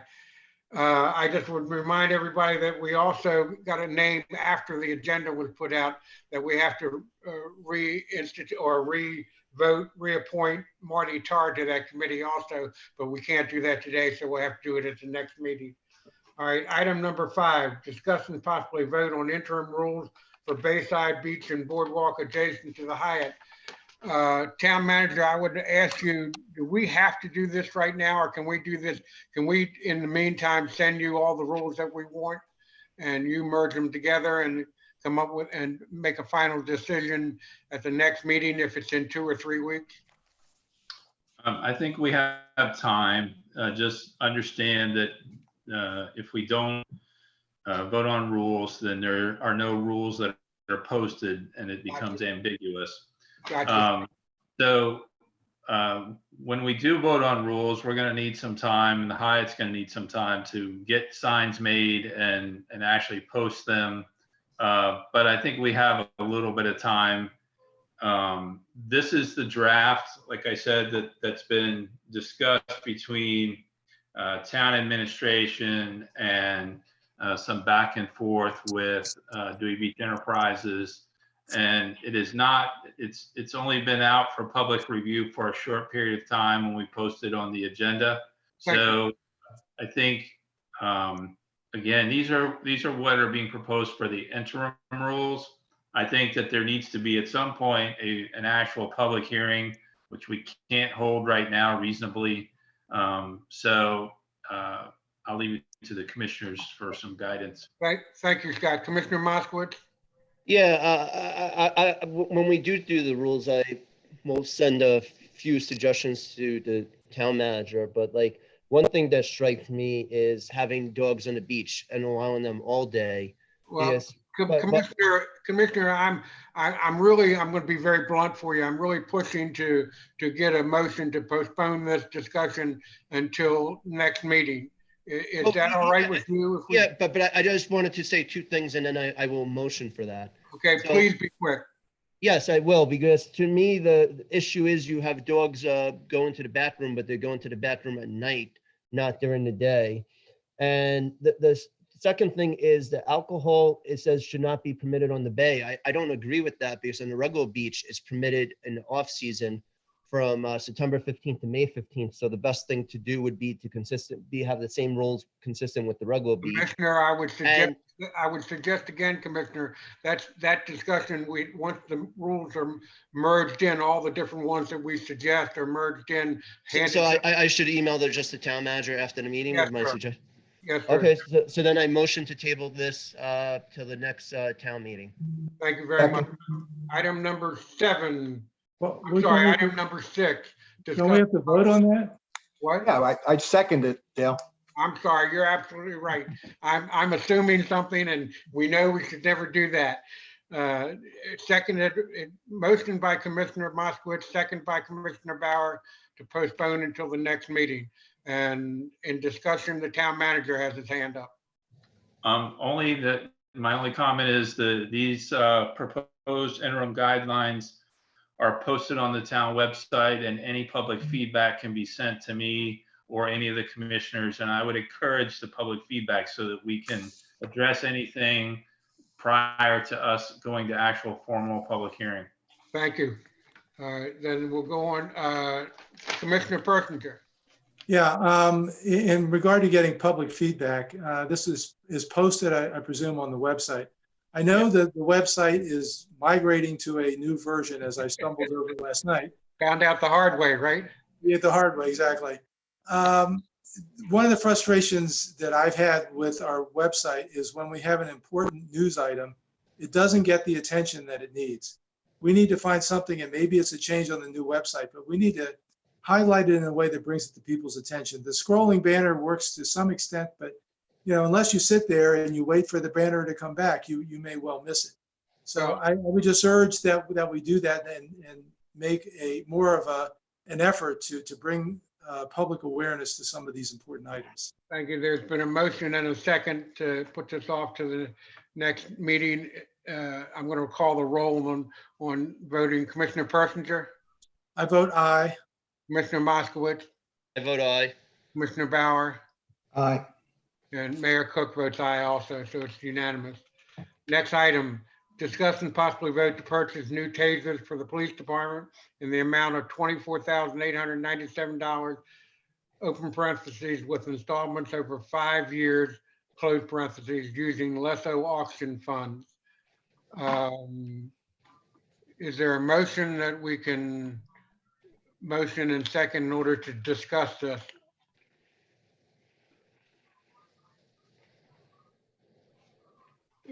Does anybody? I'll motion. Commissioner Bauer? Yeah, I mean, we still have to equip our police department. We have the monies from the sale of the sale that we have of all the surplus equipment. So this is something that's needed, right, Scott? Well, wait a minute. Yeah. There's a motion. Is there a second so we can at least discuss this I will second it for discussion. for discussion? Town manager, you and I discussed this earlier. Could you explain what you would like to see in this idea? Yes. So this is a proposal to replace our existing taser inventory. There was a proposal in the packet for $24,897. And that is on a 6-year payment schedule. That year 1 is a little over 6,000. Years 2 through 5 are a little bit less than 5,000. There was a second quote that was forwarded this morning based on Commissioner Moskowitz's questions. The second proposal has a total of $32,784.70. It spreads equal payments out over 5 years. the reason that they do the 5-year payment is mainly because purchasing in 1 year usually creates a budget spike, and this vendor, I think, has a history of smoothing it out over a 5-year period. And then the expectation is at the end of the 5 years, there's most likely another purchase. This purchase would be charged, if approved, against the LISO funds, and would become the second, probably large purchase that actually gets charged against them. The first one being the recording equipment for the dispatch line. In both cases, either option, the purchase for year one is roughly a little over $6,000. If the commissioners are favorable to this, I would request that they give a motion that allows staff to convene and talk about both options in detail, and then select whichever option is the most appropriate for the department. And then we would turn around and notify the commissioners which option is selected. I'm going to make a comment, and I'm going to go to Commissioner Bauer and then Commissioner Moskowitz, who both had their hands up. Oh, then Commissioner Persinger, in that order. I think Commissioner Moskowitz had some great questions on this. It was very, very interesting, very intuitive about various plans, overall expense of money for 6 years for one plan, and overall expense of money for 5 or 6 years for another plan, and whether one plan saved us more money than another. And that's what Scott has just spoken to you about. So we can actually, excuse me, we can actually, you know, if we decide to vote on this, we can change the motion or make a new motion or go with the present motion, but we could change it to any way. If we could say, makes a motion that take into account both offers and whichever one saves us the most over time, asking the police department their opinion, and then authorize the town manager to do that. But I'm going to go to Commissioner Bauer, then Moskowitz, then Persinger. Yeah. Thank you. So I have the motion, and I'd be willing to amend that to include what Scott was mentioning for both options, and let the staff make that decision. Which option would be better? Which option would be better? But so, Fred, can you help us out on how exactly to word that Well, motion? Maker of the motion has to agree to a possible change. I was the originator of it. Oh, I'm sorry. Sorry about that. Fred, Commissioner, excuse me, Attorney Townsend, we've got a question for you there. Can't hear You're you. on mute, Fred. Push your button. There we There you go. go. Sorry about that. So I hate to push this off on the town manager, but does the town manager have a suggestion for how the motion should read? I think it should just, if it's a favorable motion to authorize staff to execute the proposal from Axon Enterprises Incorporated up to $32,784.70, with the authority to choose either the basic plan or the extended plan after consultation with the police department.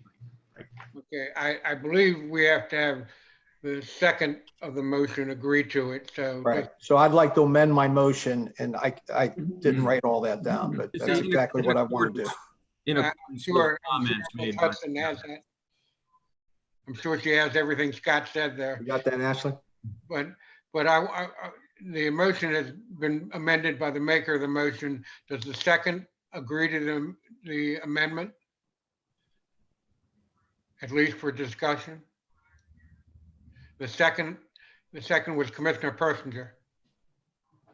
Yes, yes, I agree to that. Oh, I'm sorry. Thank you very much. So we have a proper motion in a second, and our town clerk, Ashley Hudson, has it all written down, I'm sure, word for word. And is there any further discussion on the motion? Commissioner Moskowitz, you had your hand up? Yes, Yeah, me, and then it was supposed to be Commissioner Persinger. So in looking at the basic versus unlimited package, my concern was that the basic, like sometimes you spend a little bit more money and you save it in the long term. And in the unlimited, the basic package gives you a 1-year warranty on the thing you're paying for 5-6 years. In unlimited, you get a warranty for the length of the unlimited service, which I believe will be the 5 or 6 years.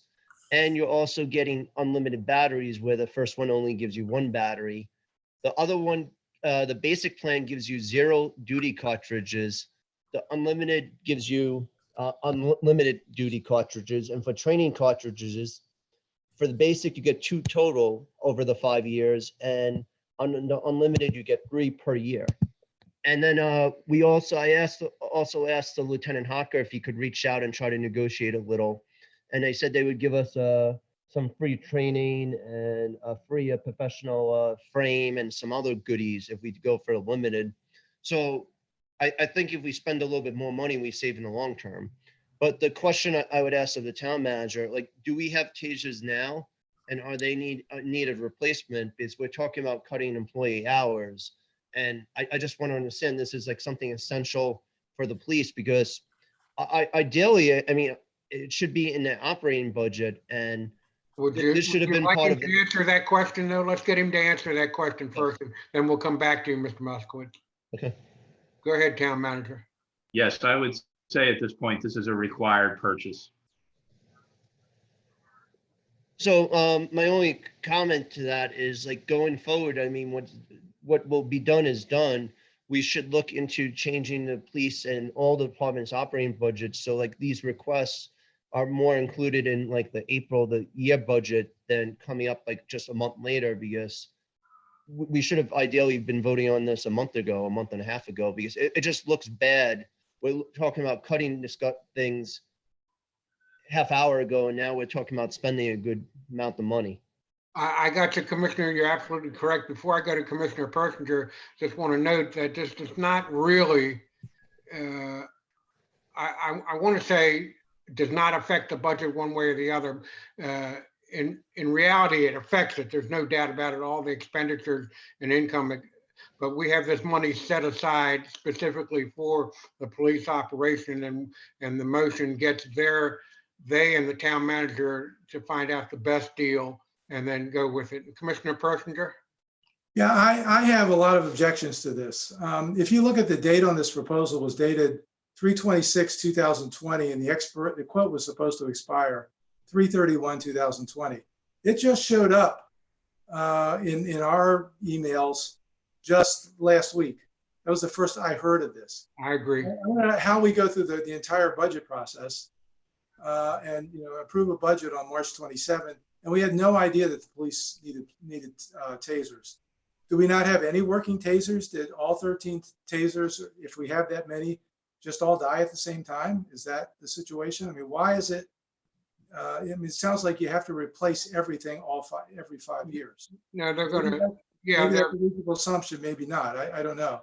But I have objections to something like this that seems to be an essential piece of equipment for the police. And yet it's not part of the regular budget process. And it shows up just last week, almost a month after the quote was supposed to have expired. Are you asking town manager to answer that? Well, that's one issue, and I will ask him to answer in a moment. But the other thing I wanted to clarify is what I would prefer that we do is, if we're going to approve this, take the first year money, the first year spending, approve that to be spent out of the LESO funds. But then for the other 4 years, make those, incorporate those in the regular budget. Don't obligate any additional LESO funds to go toward this. Instead, use those LESO funds to pay seasonal police expenses this year. So that would be my proposal. I would actually like to see that amended to the motion. Well, we've had a request to amend the proposal. Maker of the motion, were you willing to amend the proposal again? Well, I'm trying to understand the logic of it. I mean, this is just we have the LESO funds because. Excuse me, I apologize, Commissioner Bauer. The town manager wanted to make a comment just as you were starting to make a comment also. Could we go to the town Go ahead, manager? Scott. And then back to you. I'm sorry. I talked without being recognized. The funding mechanism it's fine. Just doing the first year out of LESO. I don't want to say it's the same money because it's not. It has the same overall impact to the total expenditures for the town. We're asking to spend $6,000 in FY21 regarding taser replacements. And the kind of the hierarchy of funds is LESO first, because this is a qualified, this meets all the expectations of the LESO money that we have. Commissioner Bauer? Yeah, I mean, we have the LESO monies, which are, they're set aside to be used for police stuff. So why would we be not taking it out of that? I mean, so I don't really I'm not inclined to amend the motion. Did you want an answer to that question? Were you asking one Nope. specific? No, I mean, I don't understand the logic of why we wouldn't use the money that we set aside to upgrade our police department. Because if you remember, I'm going to refresh everybody's memory. Not long ago, we were talking about we need to upgrade our police department, right? I mean, I hope we didn't lose our brains on this, but we talked long and hard about this. So now we come up with something, and then you say, well, let's not take it out of there. Let's put it into other budgets. I don't kick the can. If we got the money to upgrade them, we have to do it. I'm going to ask you a question, and then I'm going to remind people of something. Did you want the person who made that question to answer his logic, or do you? Yeah, I don't understand the logic. So without understanding it, I don't want to amend my motion. Before I move on, I'm going to remind you that we've just gone over 3 hours. Commissioner Persinger, you want to answer why you made that question, or why you had that question, or why you had that suggestion? Yeah, the logic is this. First of all, yeah, we do have the LESO funds, but I think we need to be as careful as possible using the available revenue sources that we have. We know that we have, a big budget deficit. We have a chunk of money there that could be applied for police spending this year, which is seasonal expenses. Again, I think this should have been, we need to provide the police with the equipment that they need. So I still don't understand, why there aren't still some old tasers around. But if I put that aside and say, okay, we absolutely have to do this, it makes sense to me, since we don't have a place in the budget to pay for this, to pay for the first year expenditure out of LESO funds. And again, use the rest for seasonal expenses, seasonal police expenses. But then in future years, just make this a part of the regular budget. If this is necessary police equipment, let's take years, 2, 3, 4, and 5, and pay for them out of the regular budget. Why obligate all of the total money here? Why obligate those LESO funds now? Let's use the LESO funds and defer the rest of the spending to the next 4 years' budgets. That's the logic. Thank you very much, Commissioner. Does that answer your question, Commissioner Bauer? Yes and no. So when we set aside the money from the sale of those monies were supposed to go to upgrade our police department. And now what I'm hearing is, well, let's pay for our seasonal staff out of that. And I don't think that's the purpose of when we sold that equipment. It was for the sole that money was supposed to be used to upgrade our police department, not to be covering our staffing needs. So I'm not amending at this point. I'm not quite sure about that, but you may remember better than I do. I'm older than you, and my mind's like dirt sometimes. So, Commissioner Moskowitz. Yeah, I agree with Commissioner Persinger. So for the sake of an efficient meeting, we could vote on Commissioner Bauer's motion, and if it fails, just let Commissioner Persinger do the motion and vote on that, and we can move on, rather than just go back and forth. Any other discussion on this motion? I would just point out, there was never, in my recollection, never any explicit agreement that LESO funds would be used to upgrade the police department. They were to be used for police purposes, police expenses. And we even talked about the possibility well, let me stop there. It was for police purposes, not just to upgrade the police department. That's my recollection. And we can check that in the record if necessary. Ashley, you can Okay. look that up, I guess. Okay, there's a motion on the floor with a second. I'm gonna call the question. Commissioner Bauer, how do you vote? I vote aye. Commissioner Moskowitz, how do you vote? I vote nay. Commissioner Persinger, how do you vote? I vote nay as well. Commissioner Cook, Mayor Cook, I vote aye. So it's tied vote, the motion fails. Is there any suggestion from anybody else the way the motion might be passed? Any suggestion for Commissioner Persinger? I move that we approve this proposal, pay for the first year expenses of this proposal out of LESO funds, and defer the remaining expenses to the next 4 years' budgets. I will second. That's Commissioner Moskowitz second and Commissioner Persinger making the initial motion. Is there any discussion on the motion? Any discussion at all? Hearing none. I'll call the vote. Commissioner Persinger, how do you vote? I vote aye. Commissioner Moskowitz, how do you vote? I vote aye. Commissioner Bauer, how do you vote? Nay.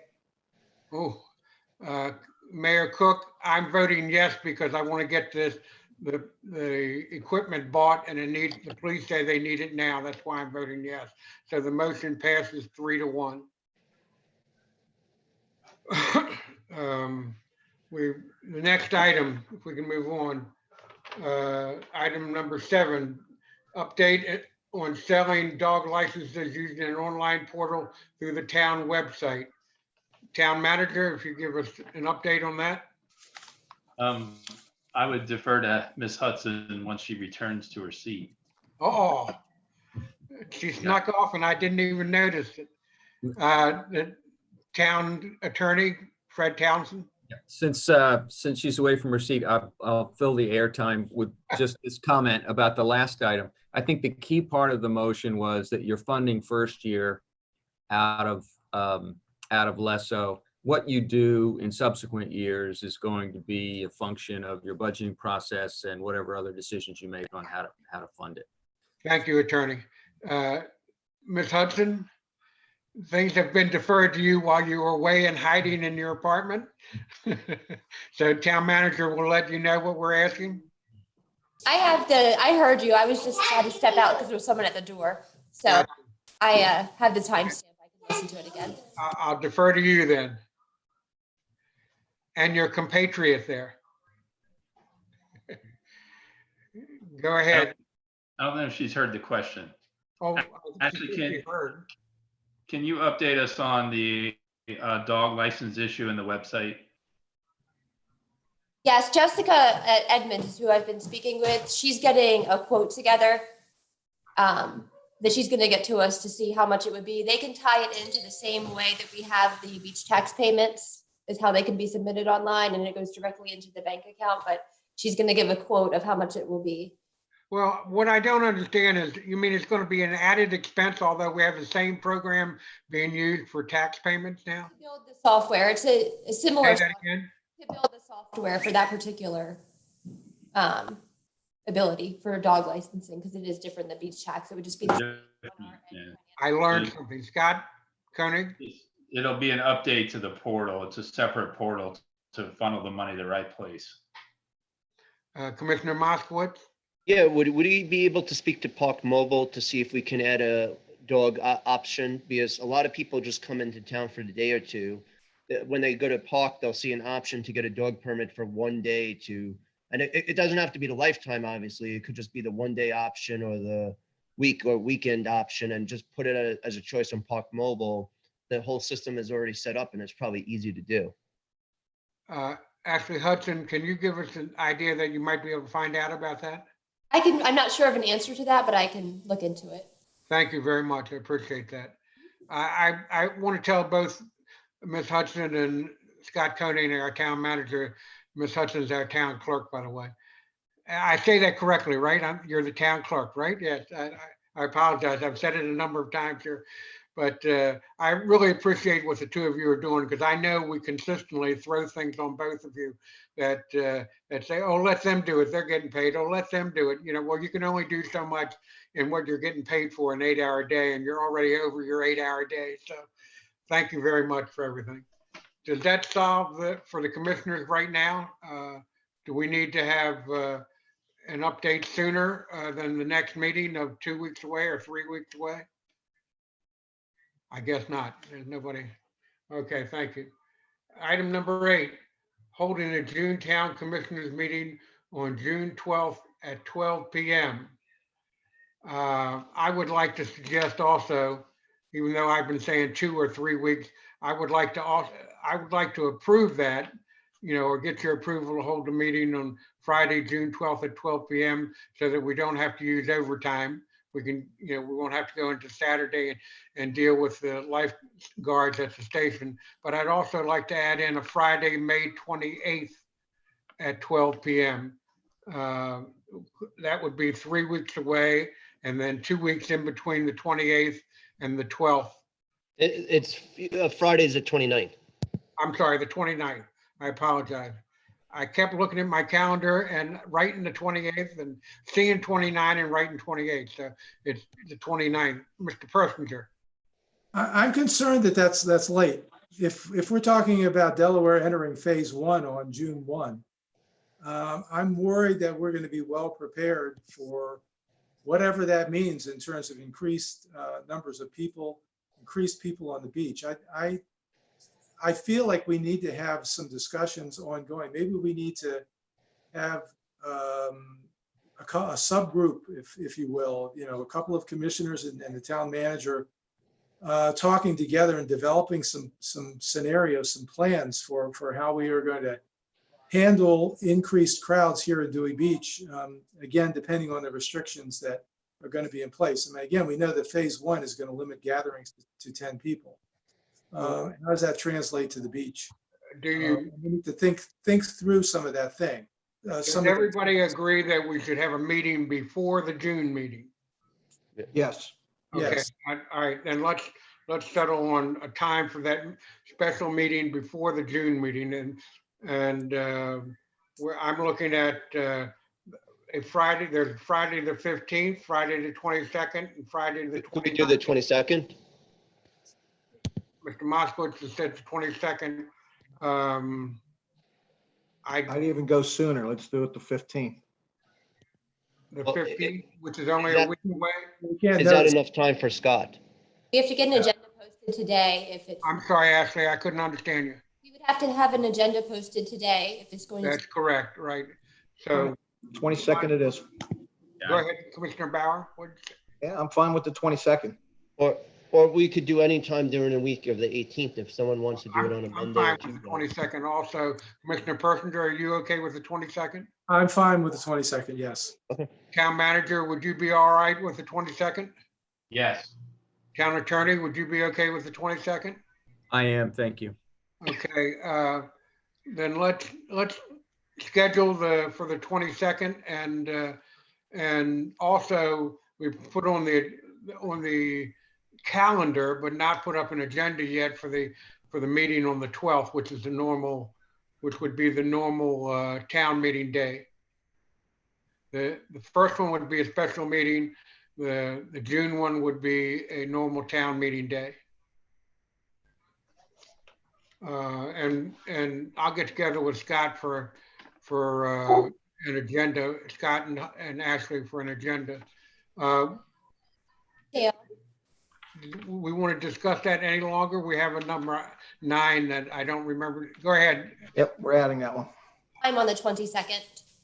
You what? What time on the 22nd? Is 12 noon okay with everybody? Yes. Yes. If it's not, say so. Okay, then 12 noon.